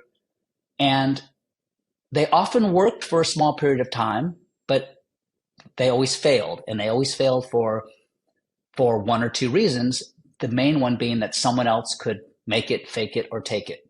And you can't do that with Bitcoin. No one else can make it, fake it, or take it. And it's because it was an immaculate conception, similar to the internet being an immaculate conception. Now, anyone can copy the internet. Anyone can make another internet. But I don't know who wants to use Brandon Internet or who wants to use Terence Internet. I like the internet that the network has chosen, that the people have chosen, and that everyone's migrated to, because I can find immense value in that, because the internet has largely decentralized and democratized information. And Bitcoin, for the first time, decentralizes and democratizes money. And anything else can come along. In fact, other things have come along over 2,000 times. Bitcoin has been copied a gazillion times. Doge is a copy of Bitcoin. Litecoin is a copy of Bitcoin. BCH. A lot of these are forks or direct copies. It's open source, which is fantastic. I can copy Instagram. I can copy Facebook. I can copy all of these things. But the networks that exist, and a little bit of this is the Lindy effect, something that the longer it exists, the longer it will exist, is what Bitcoin has. But not only because the network and the people are there, but also because of the way it was designed. Meaning, let's say someone really sincerely wanted a new Bitcoin, wasn't just trying to scam people. It wasn't an affinity scam saying, hey, I have a Bitcoin, yet I keep a bunch to myself. I can print as many as I want. I'm the only one with read-write permissions. You guys have these tokens. That's what all this other crypto and altcoins are. But let's say someone genuinely wanted to create a real Bitcoin. They could, and here's what they'd have to do. They'd have to create it.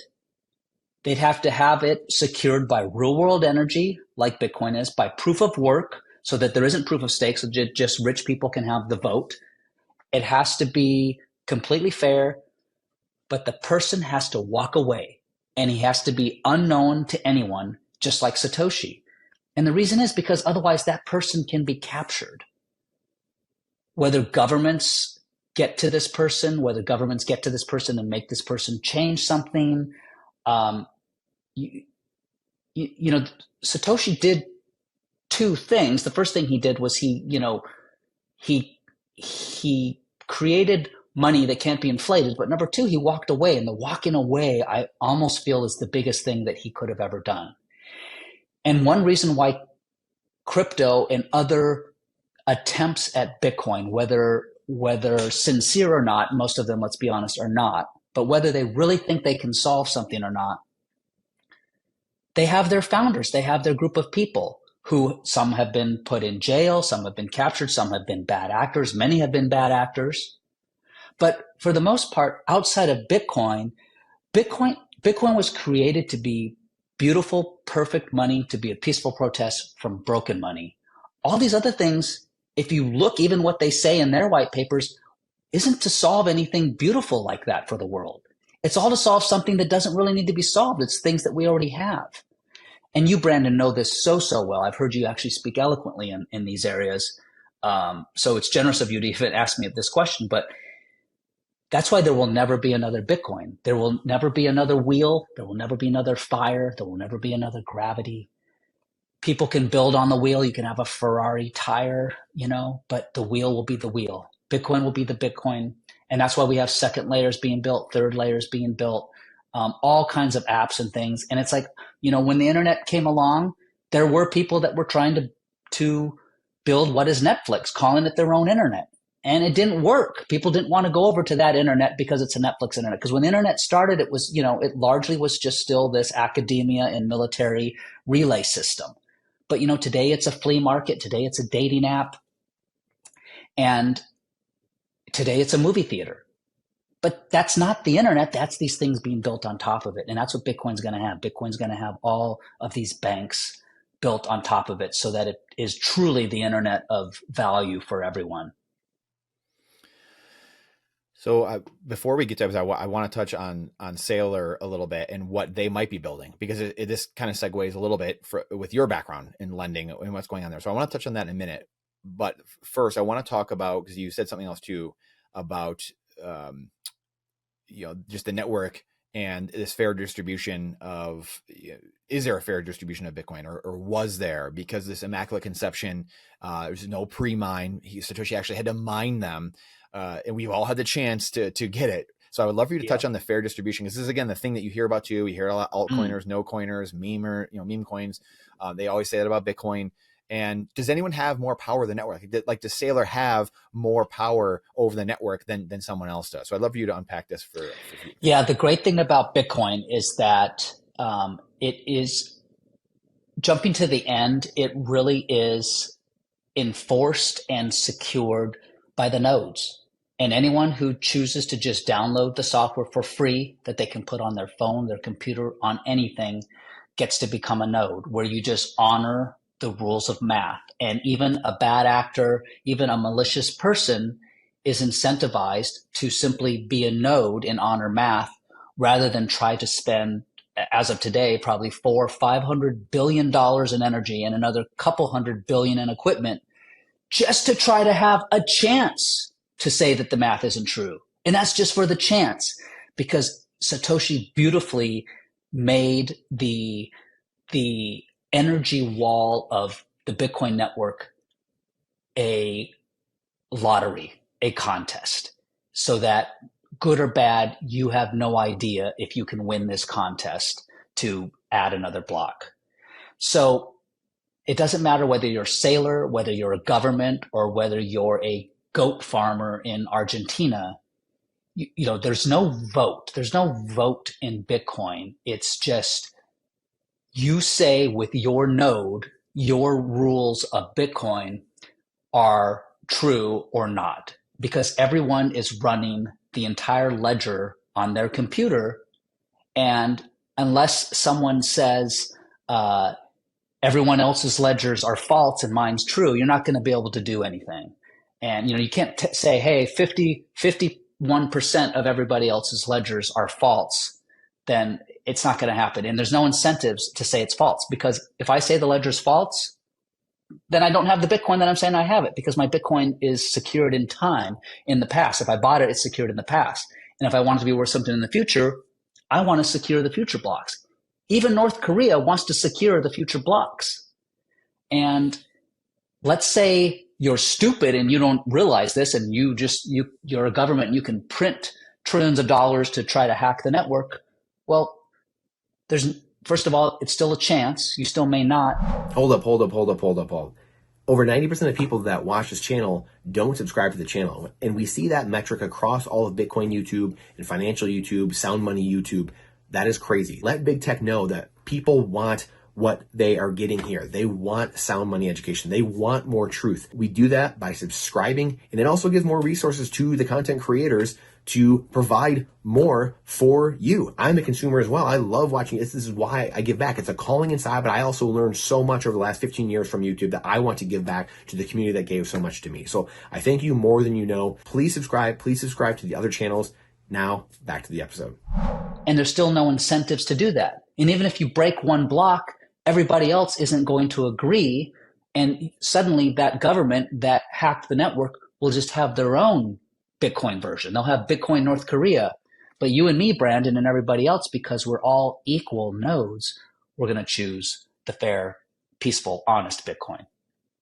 So what highlights the difference between all of other crypto or cryptocurrencies and Bitcoin is the fact that all of these other things had a pre-mine where people are printing out, as you know very well, tokens for themselves at no cost or giving to their friends at a special price or to investors at a special price. They're basically all VCs. It's just an easy way to become a VC company. And everybody else has to pay for it. And if you look at the life forms of these cryptos, they all are the same. It's like they launch, they print, and they dump so that they can make money. Their VCs get out, and now they hang on. And some of them will last for a long time. But one, they're not solving anything. Two, they might, yes, have great technology and they can move their tokens faster, but they're only moving their token. XRP is only moving its XRP token in its Ripple ecosystem, and its XRP system. It's not moving money. And why is it not moving money? Because it's not defined as money. We know what the definition of money is, and none of these cryptos are money because they can be inflated, because they are centralized, because they can be controlled by an oracle. They can be sued. Bitcoin can't be sued. There is no terms of service. There is no logo. There are no, who are you going to even serve? And even though Satoshi did mine all of the very first blocks and wallets because he had to get the network going, he very smartly didn't take any of it. And then he left. And that's why Bitcoin had no pre-mine. That's why it's been a fair distribution from the beginning. And no other crypto can say that it's equal opportunity or even equal outcome. And nothing that should necessarily be equal outcome, but it wasn't equal opportunity. And Bitcoin has been equal opportunity from the beginning. So there's nothing against a company, VCs or whatever, making a coin, telling people to buy their coin, trade their coin. Anyone can do anything. Anyone can gamble. Anyone can try to solve a problem. That's great. But Bitcoin is solving one of the biggest problems that we've ever had, that has ever faced the planet throughout history, and that's money. And that's solving money, which is human time and human energy. And because Bitcoin is solving that, because that is such the big idea, we Bitcoiners try to help people from getting distracted by everything else, because they're not Bitcoin. It's not even close to Bitcoin. And that's why I named my book Proof of Money, because I get very upset at all of the people that are losing money and getting distracted by all these other cryptos. And again, unbelievable book, by the way. Got to check this out, which we will link to. Make sure everyone's got to check this out. Last question, I want to talk to you about this for a couple minutes, and then I want to transition to a couple about, just price of Bitcoin, purchasing power of Bitcoin, some thoughts on Robert Kiyosaki, Saylor, and some BlackRock, Kaggle hurdle rate type of stuff. So the thing I think is really fascinating is Satoshi attaching digital value. So everything you just kind of outlined is beautiful, and it's what separates Bitcoin. And the thing that really got me was Satoshi attaching digital value to physical energy. And I think that's the thing that people just have a very hard time grasping. And it took me a number of years. I didn't get it till a couple of years ago, probably. It took me, 3, 4, 5 years of getting after Bitcoin to really understand it. And like you said, it wasn't who had the most power. Hey, I've got the most wattage to be able to mine the most. It was a lottery. And that's what made me think of this, is that it's not wattage that gives you the advantage, or, hey, I've got the most mining ASICs.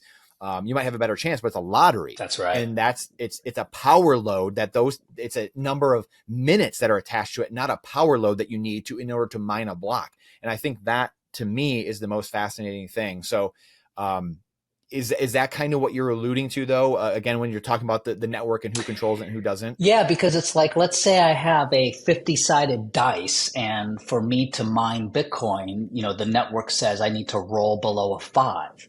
And with my 50-sided dice, I can roll and roll, and I can only roll so fast with my hand. But you, Brandon, you're like some big evil actor and you're able to afford 10 of these dice. And so you can roll, 10 of these dice all at once. Now, you would think you would probably hit below a 5 before I do, and you might. But you also might not, because each dice separated on its own still has the same chance as my one dice.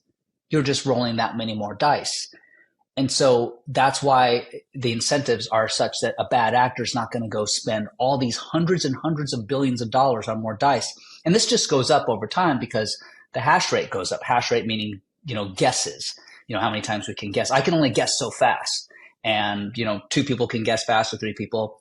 But of course, as we don't need to get into it in this conversation, but the more the people that guess, the tougher the network gets, right? We have this difficulty adjustment. And if we slow down and then it expands. It's an accordion to keep it safe and secure and slow enough that we all can update our ledgers. That's the thing. All these crypto bros are like, wow, look how fast our coin is in our ledger. It's like, yeah, but you guys are making mistakes, which is why you've shut down many times, which is why you've reversed transactions. We're slow enough that we can all catch up. Yeah, this ledger is accurate. Click, click, click. I'm ready. Let's go for the next 10 minutes. And that's how money should be. I don't need it to be fast. We don't need to solve for fast. All you crypto bros, you're like fast, fast, fast. That's great. You can have your Ferrari and your Lambo. We just need to solve for fair money. That's it. So let's slow down. So beautifully said. And I always think of, don't put the cart before the horse. I remember at Nashville last year, someone, oh, what about this altcoin or whatever? And he's like, are you a Bitcoin maximalist? I'm like, well, someone was saying this the other day, it was either Tony or I forget who it was, but Bitcoin maximalist, M with a small m. Like, I'm a freedom maximalist first. I'm not going to sit here and tell you can or can't, go into some altcoin or meme coin. That's not what life should be about. But let's fix the money first, the bedrock 100%. Of society. And then if you want to go gamble and invest or like all these other things in the world, then go have at it. But let's not put the cart before the horse. Let's fix the money, level the playing field, and then let the best man win. Let the cream rise to the top after that. And that's the thing that I just, for the life of me, cannot understand why you want to keep scamming. You want to keep trying to work. You're on the hamster wheel in this system up here, this crony capitalism. And then all you have to do is fix the bedrock. just build the house on a different piece of land and you solve 99% of the problem. It just blows me away. Yeah, 100%. Yeah, you said it beautifully. That was perfect. So we talked a little bit about the hurdle rate of Bitcoin versus real estate and why, and we've talked about this again before, even offline, of you want to do real estate. Like, real estate is fun. I mean, there is something to real estate, right? Yep.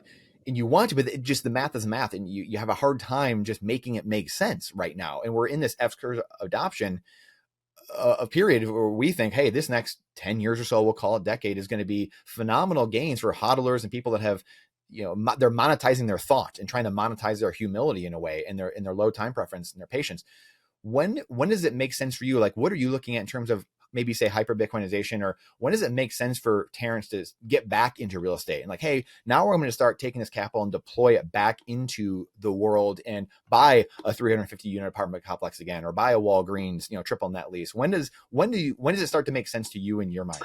It's a good question. So the great thing about Bitcoin is that once it secures your purchasing power and grows it at a rate where you don't have to worry about your purchasing power as much, you can just do the things you enjoy, even if it costs more. And so here's an example. So I do still do real estate, but I do it at the detriment to my future purchasing power.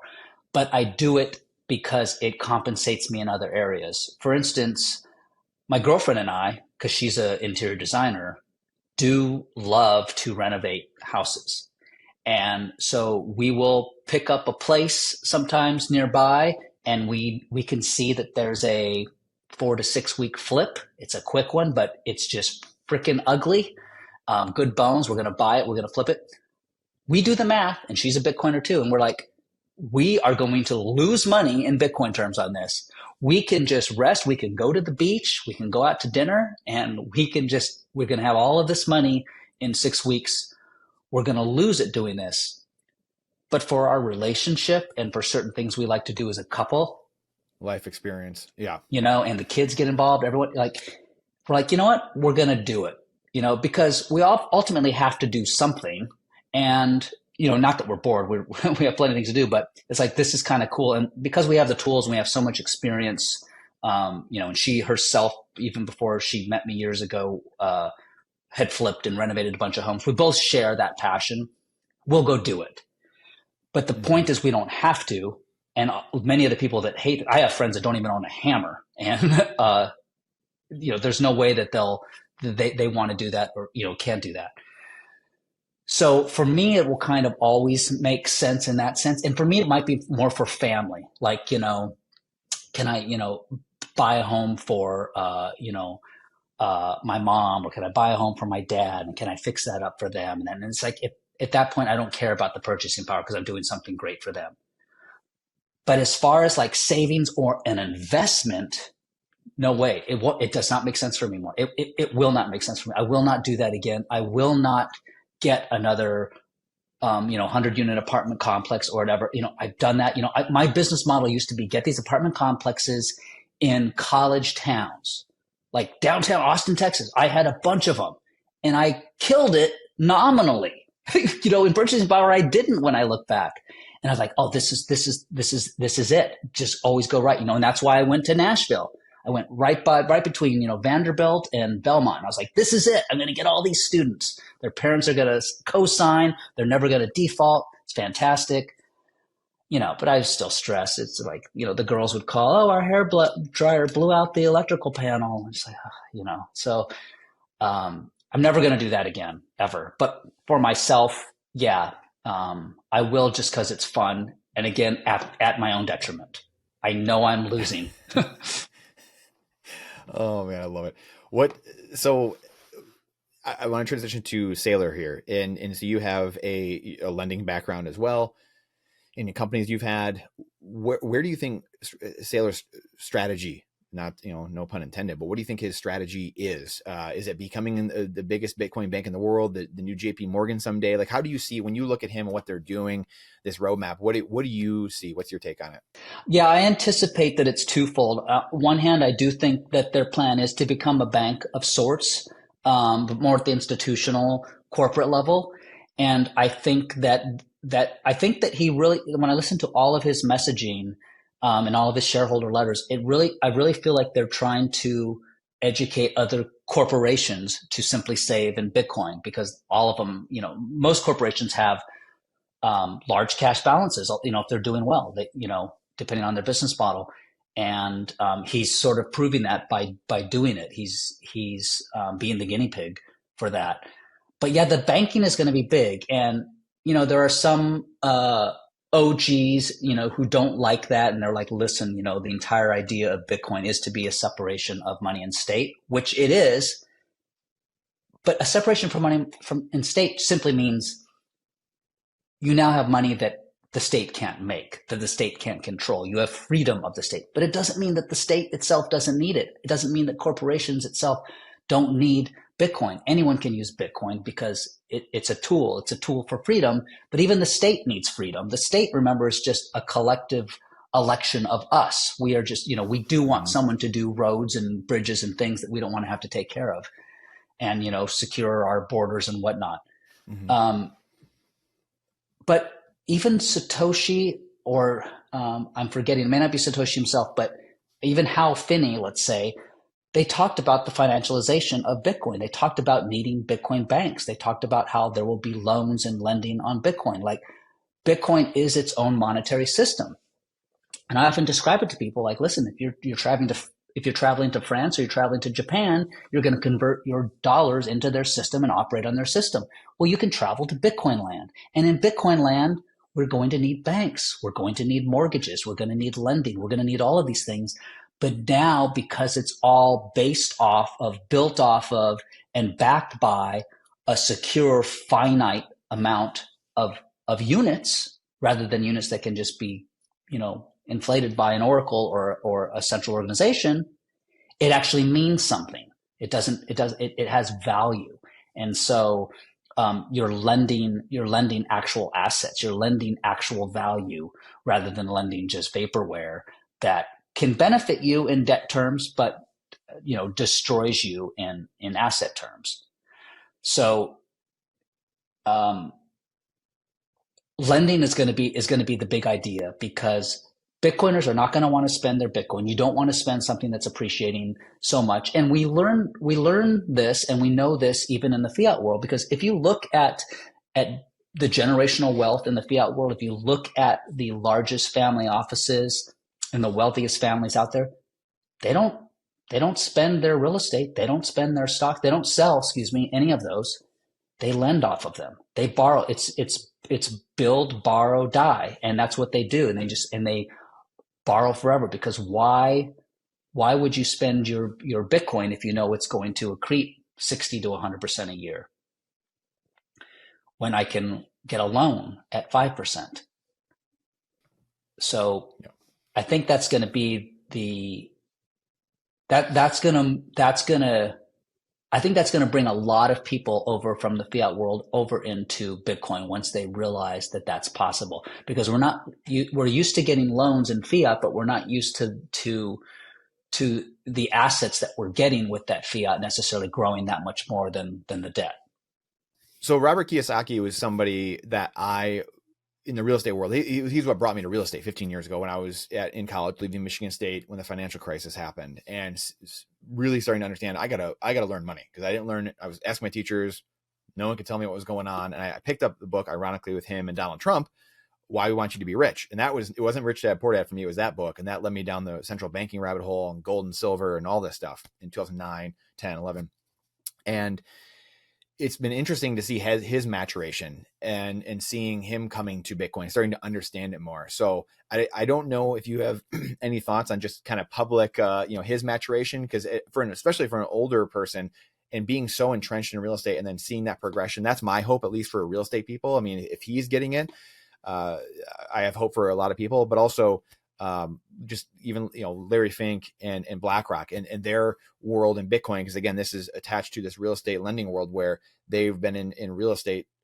buying up real estate, and now they're getting into Bitcoin. They're transitioning a ton as well. So what do you see, or maybe what are your takeaways even from some of these evolutions of people humbling themselves publicly in a way, whether it's Fink and BlackRock? Vanguard obviously is like, oh, we're not doing this. You mentioned Vanguard earlier, and it was funny. It wasn't about this, but you made me think of how they are like, nope, we're never doing this, and we're not doing this Bitcoin thing. But then you have Kiyosaki or Larry Fink, some of these guys who are older, have much more experience, but they're now turning and saying, hey, so I would love for you to just your thoughts on just the humbling that you kind of go through and just seeing some of this kind of play out in real time. Yeah, I mean, we all know this, but I think once you learn about Bitcoin, it makes you question what you thought you knew, and you have to sort of unlearn everything that you were told, because Bitcoin sort of violates sort of hero aspect of most fiat vehicles, where it is you versus them, and everything that you do, you can jump in front of everybody else, because you're often extracting wealth at the expense of them. You're taking wealth from them in these other vehicles. And so I think people like Larry Fink or Robert Kiyosaki, I don't know that they deeply understand Bitcoin, but I think they have learned enough that they realize that it's scarce. And because they both understand real estate, they understand the value of scarcity. Like, everyone understands the value of scarcity. There's no way to get around that. And I also think, because both Larry Fink and Robert have mentioned this several times, that because they're older, they do understand gold. Like, I didn't understand gold. And so gold was never a great analogy for me to come into the first principles of Bitcoin. But they get gold. And so when you compare this, Larry Fink keeps calling it digital gold. And Rich Dad Poor Dad talks a lot about gold. I think all of his books talk about gold. He loves precious metals. I think he even loves silver and maybe even copper. So now when you say, well, here is a digital metal that is knowably finite, we don't know how much gold is in the earth or in the universe, but now it's knowably scarce. And because there's the mining parallel and the parallel of having less and less as we, get further and further along. I think they get that. But the reason people like gold and the main reason people like gold and the main reason people like real estate is scarcity. The main reason people like real estate over gold is because they can live in it and there's cash flow. And I know, Rich Dad, Poor Dad, I remember because I read that too. It was the first time when I read that I started paying attention to, I should be looking for things that make me money while I sleep. I need to put my employees, dollars are just employees, and I need to put them to work. They shouldn't be sitting on the couch being lazy. You put your money to work. Yep. Yeah, velocity of money, right? The velocity of money. That's right. Yeah. And that kind of messed with my brain because you don't put money to work. For the definition of what money is, that money just needs to be money. But yeah, you have to put currency to work because there's more and more currency. So you need more and more currency. And so maybe they understand the difference. I don't know if they do, but that's a big aha moment for people coming into Bitcoin, is learning the difference between money and currency, because most everyone thinks it's the same. And it's not. Money is for storing wealth. Currency is for exchanging very quickly. It's a hot potato. Get rid of it. You've earned it. Now get what I need. Whatever I don't need, I need to stick into money. And so gold serves that narrative for people. And I think people like the sovereignty of gold. They like the permissionlessness of gold. But in reality, Larry Fink and Robert, I don't know if they own much actual gold. I think they're trading paper gold, and a lot of real estate, people are really just trading paper real estate, with REITs and mutual funds and ETFs. So it still is very fiat minded, even though they're moving to real estate or moving to gold, which is getting closer to Bitcoin. It's still just very fiat minded. It's just an investment because they're ultimately investing in some company or a mining company or a gold holding company.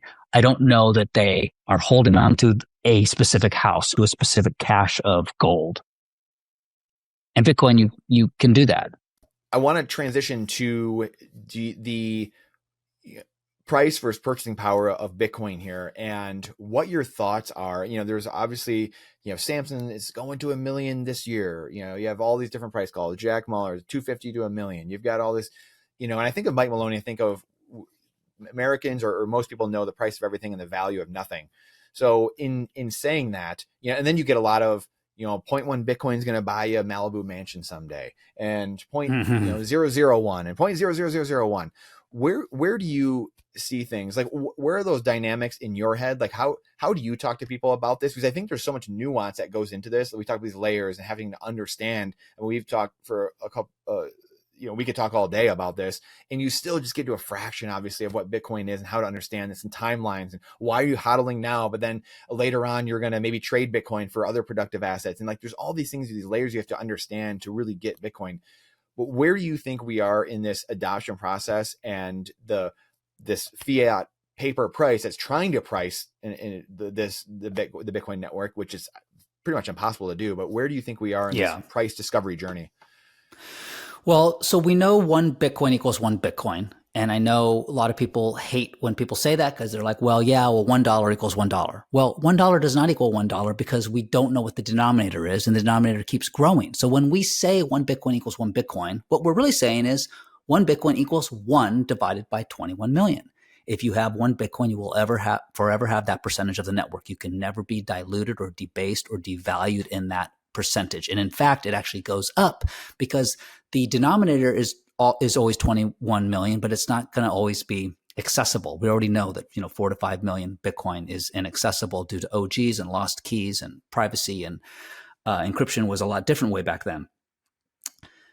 So I say that because the price of Bitcoin doesn't change. It is the fixed measurement system. Just it's like saying, a measuring tape. Is it 27 inches? Is it 28? Is it 29? Well, it's whatever you want it to be. It's just fixed. The hours on a clock, it's fixed.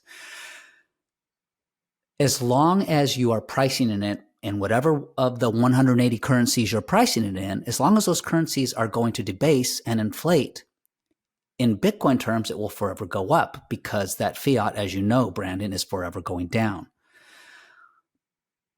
To cut to the chase, I think by 2033, and this is ridiculously conservative because it's 2 more epochs from now, another 2 whole halvings, the last one being 2024, we'll have one in 2028, another one in 2032, because of global liquidity, because of where we sit in the debt cycles everywhere, not just the United States. I believe that we're going to be at $1 million by 2033. I know that's super conservative. Many very conservative people say it'll happen by 2030, 2029. Lots of people that we look up to and listen to in the space say 1 million by then. Some people are saying by the end of next year or the year after. It's hard to tell because things are moving so fast, and they're moving so fast that we're forgetting where we used to be. We're forgetting how excited we were when we heard that there was going to be a single Bitcoin ETF, back when the Winklevoss were talking about that in 2017 or 2018. And we forget about when like a single company was talking about potentially putting it on their balance sheet. And, now we're talking about 27, 28 states. We're talking about nation states. We're talking about governments, pension funds, institutions. It's hard to fathom how fast this is going to go when everyone starts piling in at the same time. And unfortunately, it's just human nature. People aren't really willing to take the risk and be pioneers like we are, Brandon. And, we're already here and we're at 0.2% global adoption of the world. I mean, there's probably only about 20 million people that right now are saving in Bitcoin who truly understand Bitcoin. I don't mean the people that have $50 on Coinbase, but that are materially moving amount of wealth into it. And it's so tiny. But just as we saw with the internet, just as we saw with the smartphone, just as we saw with so many technologies, it's just going to go like this rapidly. And so I'm probably being way too conservative when I say 1 million by 2033. I do think this is going to be a very good year, and I confidently think we will double from where we are right now. But I don't know, and I'm just kind of picking numbers out of the air based on how we've moved in the past and based on all of the companies and nation states that are talking about adopting Bitcoin. Yeah, I tend to agree too. And I think that, like you said, the outlier, it feels very simple. Like you laid it out very, very simply and beautifully. And I think that the outliers or the things we don't know are these exponential step function changes of, could the price, Samson talking about how it's just going to blow through these, and the psychological aspect. Yeah, of course. But that's the thing we don't know, like that we don't know if that is going to happen. So I think that you outlined that beautifully, because you can't, the popular delusions of and the madness of crowds, right? You can't quantify that. You don't know how mad people can get, right? You don't know how crazy things can get. So yes, it's like a party. It's like there's this small room, that fits 21 people, and there's this big party and the whole world wants to go. And it's like a few people are going, but no one wants to be the first person to the party. They're like, I don't know. I heard about that party. I don't know if I want to go there. But suddenly when everyone hears and they all try to pile into this room, there's only so much room. It's like there's nowhere for this price to go but up. Yeah, it's so true. What do you think happens when fiat becomes worthless? Do you think that it's something we still have for a long time? Like, is a dollar? Like, I was talking to Pierre Rochard, and he was just saying, he's like, yeah, it's gonna happen. Like, I feel like Samson and Pierre, for instance, to give 2 examples, are a little bit different, and I'm just thinking off the cuff here, but Samson's kind of like, yeah, this is fiat is going to be obliterated and it's going to go away at some point, and Bitcoin is going to take over everything. It'll take over stable coins and all these things eventually, and it'll just be Bitcoin. And then Pierre, and again I'm paraphrasing, but then Pierre was just like, I think the dollar will be around for a long time. It'll kind of just be this political money that we rebase the dollar system with Bitcoin, basically. So kind of Bitcoin backed, but like the dollar will just be this that currency, like you said, where things are just kind of transacted to a large extent. So where do you see things, like where do you fall on that spectrum of fiat being worthless? Because at some point, I guess the bigger question is, when do you think the society just changes all of a sudden, like these popular delusions and the madness of crowds, when people won't accept fiat for Bitcoin anymore. Like, when do people wake up, a couple percent of society, 5%, and say, I'm not accepting your worthless paper for Bitcoin anymore? It's just not a trade I'm willing to take. Where do you fall on that spectrum? So I think we're always going to have a dollar. I think we'll always have fiat. I don't think any sovereign nation is ever going to want to give up the control of printing, to print for wars, to print their way out of debt. That's going to forever happen. And any nation has the ability to do that. They can, create their own currency, and they can force their people to pay taxes in that currency. It doesn't mean we have to save in it, and it doesn't mean we have to use it as money. And I think that's going to be the big migration, is moving away from fiat as actual money. And so, sure, the more that people move to Bitcoin, the more that they're going to just say, hey, I only want to earn in Bitcoin. I only want to accept Bitcoin. But if they can't and they're going to get dollars, it just becomes a bridge. It becomes a gateway token for them to quickly get into and out of Bitcoin. The fact is that fiat generally works great. It is a great, fast network. It is very acceptable. Everybody trusts it, even though they don't realize that it is melting. So I feel like it's always going to be used. Yes, it'll just be digitized. There will be stable coins. And in some countries, unfortunately, there's going to be CBDCs, where they'll just expire money on you and limit where you can spend it, and censor you and surveil you, and all of the things that we think are bad about CBDCs. So I don't think they're ever going to give that up. But just like they allow, real estate or gold or stocks or anything else, they're going to allow Bitcoin on their normal, rails, the exchanges coming in and out of it. But, someone who saves in real estate, they still use the dollar. You're still going to quickly use the dollar for coffee or something small, but, you're not going to spend a piece of your real estate for coffee. Even if you had a home equity line of credit on that, and you have a credit card attached to your real estate, which in a way helps you fractionalize it, you still don't want to spend coffee with that. It's mostly for significant purchases. And I think that's what Bitcoin is going to be in the near term. I don't think anyone's going to confuse using Bitcoin and using dollars. So where I sit is that we'll always have the dollar, we'll always have fiat, but people are going to migrate wealth to Bitcoin. That's here in the US, of course, I'm speaking. Other countries, they do need it as a medium of exchange. Absolutely. They do not want that 2-hour bus ride just to pay a gas bill. So it helps remove friction for them.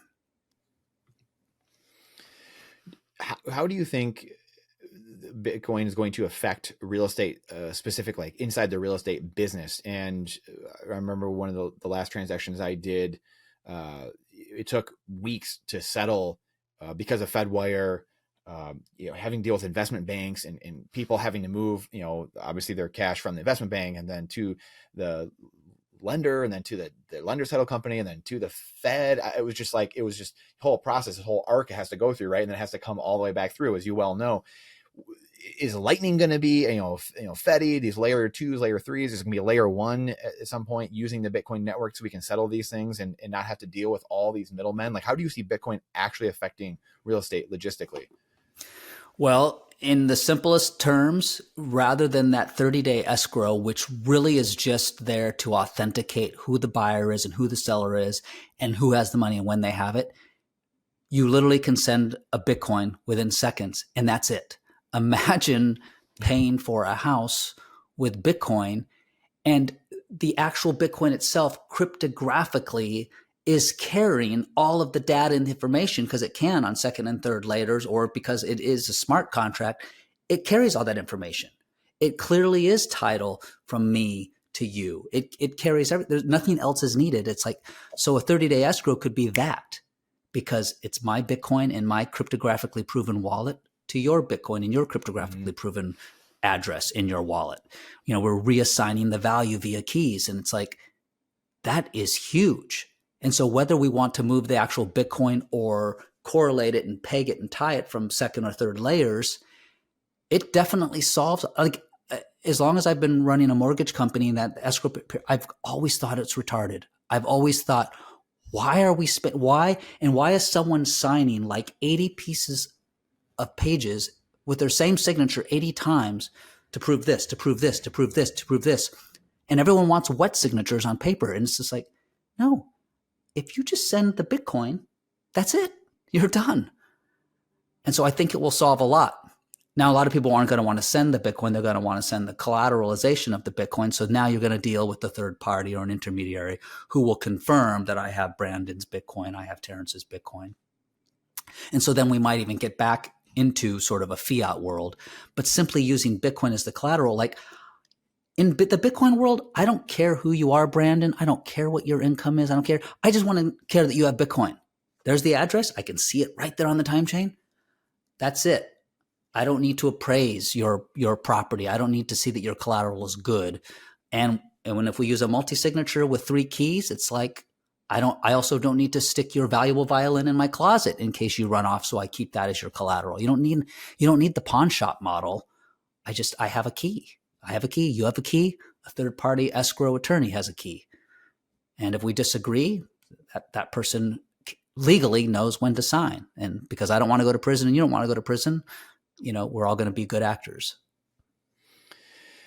I don't know how much you've looked into CJ Constantinos and the People's Reserve and some of the things they're doing there. Self-repaying mortgage. I would love for your thoughts on this, and just because what you just said just made me think of him, but also, man, there's going to be disruption. I mean, to so many industries because of Bitcoin, AI, robotics, like all this stuff, 3D printing or whatever.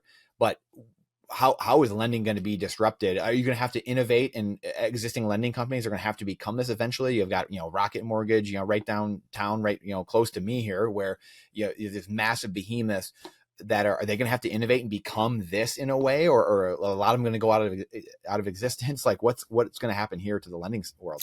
Yeah, I think it's going to go in steps. And I think the first level will be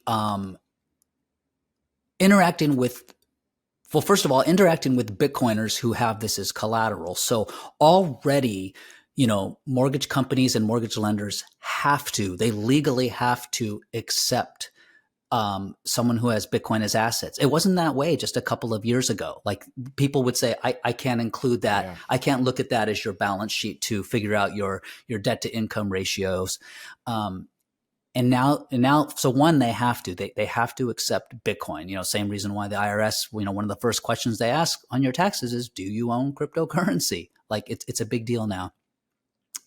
2, they're going to have to accept it as down payments, and whether they want to hold the Bitcoin or not, they will have to figure out the conversion rates.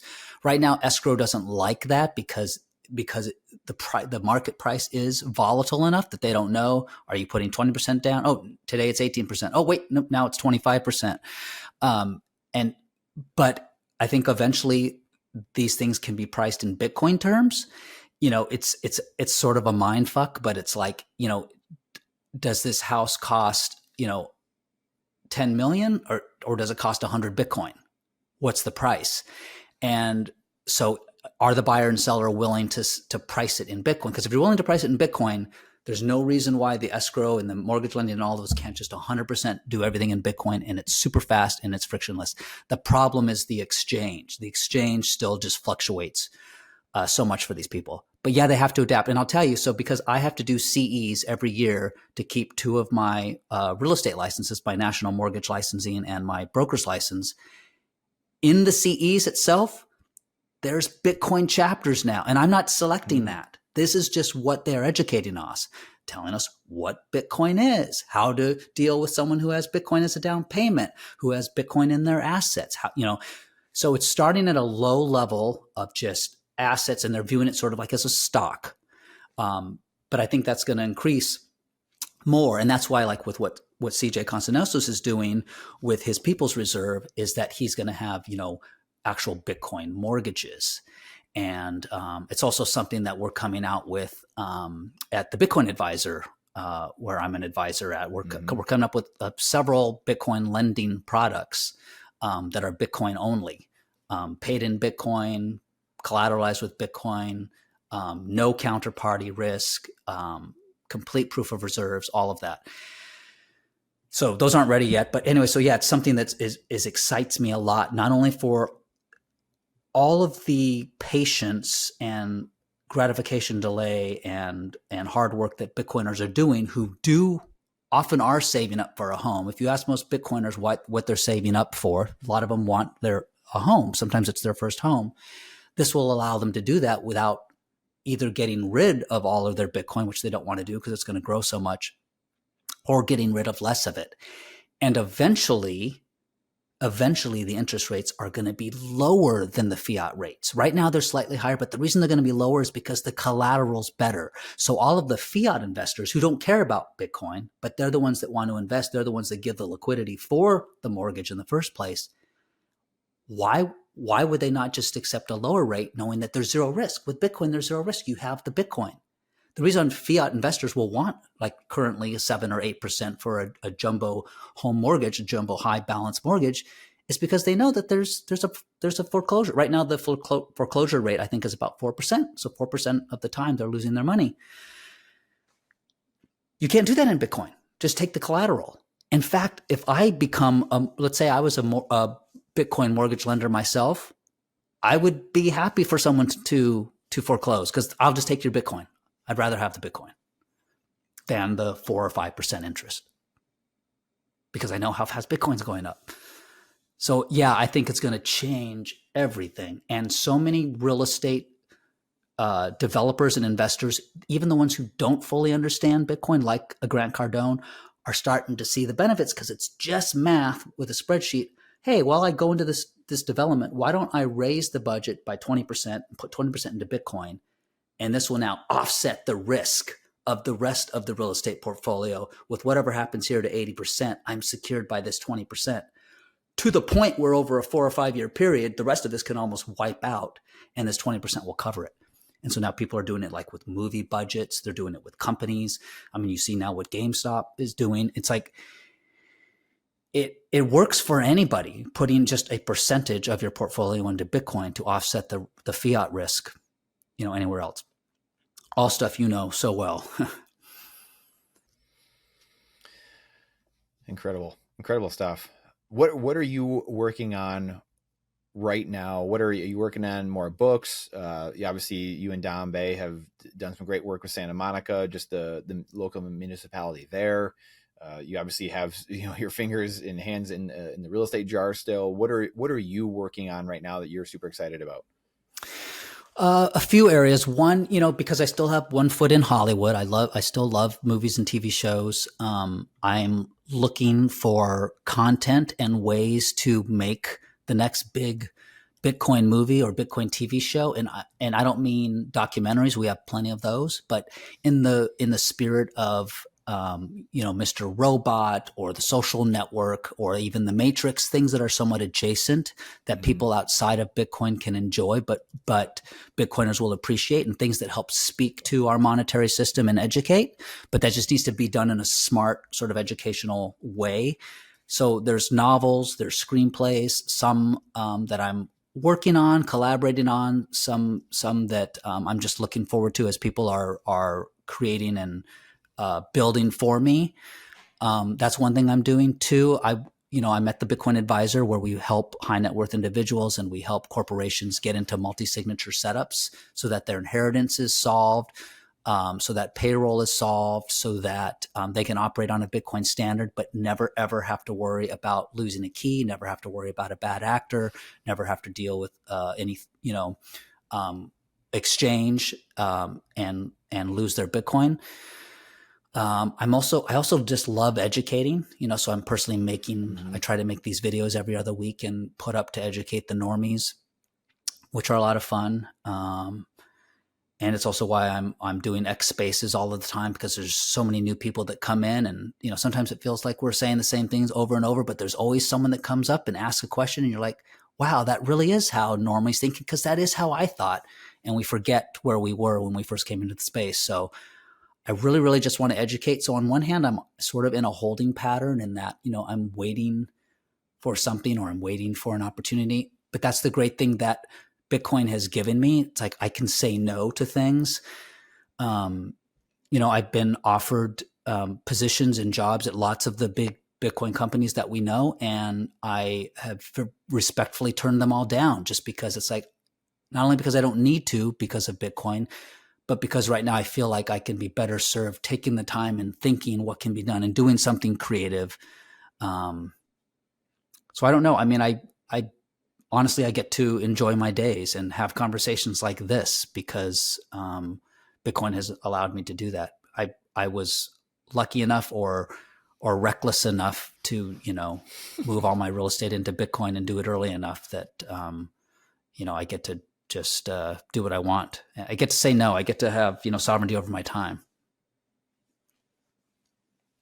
And that, I think that's the beauty of all this too. Like, you just nailed the whole thing here. And this is what we've been talking about, is moving all of your real estate into the apex money, the apex asset. And that takes a lot of humility, takes education. It takes a lot of things, guts, courage, like you said, but everyone has that chance. And I think that that's the perfect summation of everything we've talked about in decreasing the wealth gap, or at least bringing everyone, helping the unbanked, giving everyone a way to save their time and energy and not be stolen from through inflation, taxation, or direct indirect taxation, is that right there. So I love that you were kind of, and I couldn't do it and I couldn't do it with real estate, because even if all of that was still sitting in real estate, and even if it was doing just as well as Bitcoin, where's the liquidity?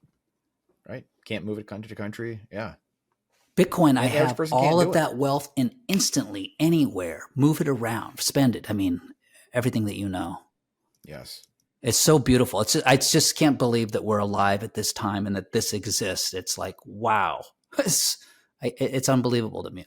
I wake up every day and I pinch myself. You're supposed to be able to sleep better with Bitcoin. You're supposed to be able to relax. I get less sleep, Brandon, because my brain, I'm just so excited. I'm like up at 5 a.m. going, Bitcoin, Bitcoin, Bitcoin. So true. Same. It's a good problem to have, that's for sure. And like we said, Terence, what you have done, everyone can do. Starting today, everyone can start stacking sats, selling off other assets for this immutable money, and increase their time they have with loved ones, with their genius zone, with their hobbies, whatever it might be. And I think that's the beauty of it, truly. Where can people find you? Where can people find you at? The best way is X or Twitter, just Proof of Money. I'm there all day long. That's where I put out all my educational content, where I do my spaces, and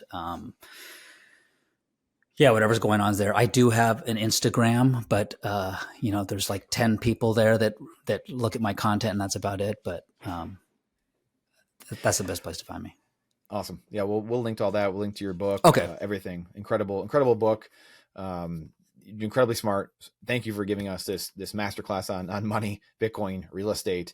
It's we're grateful to have you in this space. That's for sure. No, thank you. I mean, you are so generous. I mean, I'm sure all your audience knows. I mean, you know this stuff forwards and backwards, but you're generous enough to let your guests spit it out for you. So I appreciate that. Thank you for the kind words. Appreciate it, Terence. And thank you, most importantly, for all of us being a playable character in a sea of non-playable characters. Thank you, sir. Thank you. Thanks, Brandon. If you can't get enough of these interviews and you want to deepen your education on sound money, wealth building, and freedom, you're not going to want to miss this playlist here. Happy binging. Check it out now. We'll see you inside.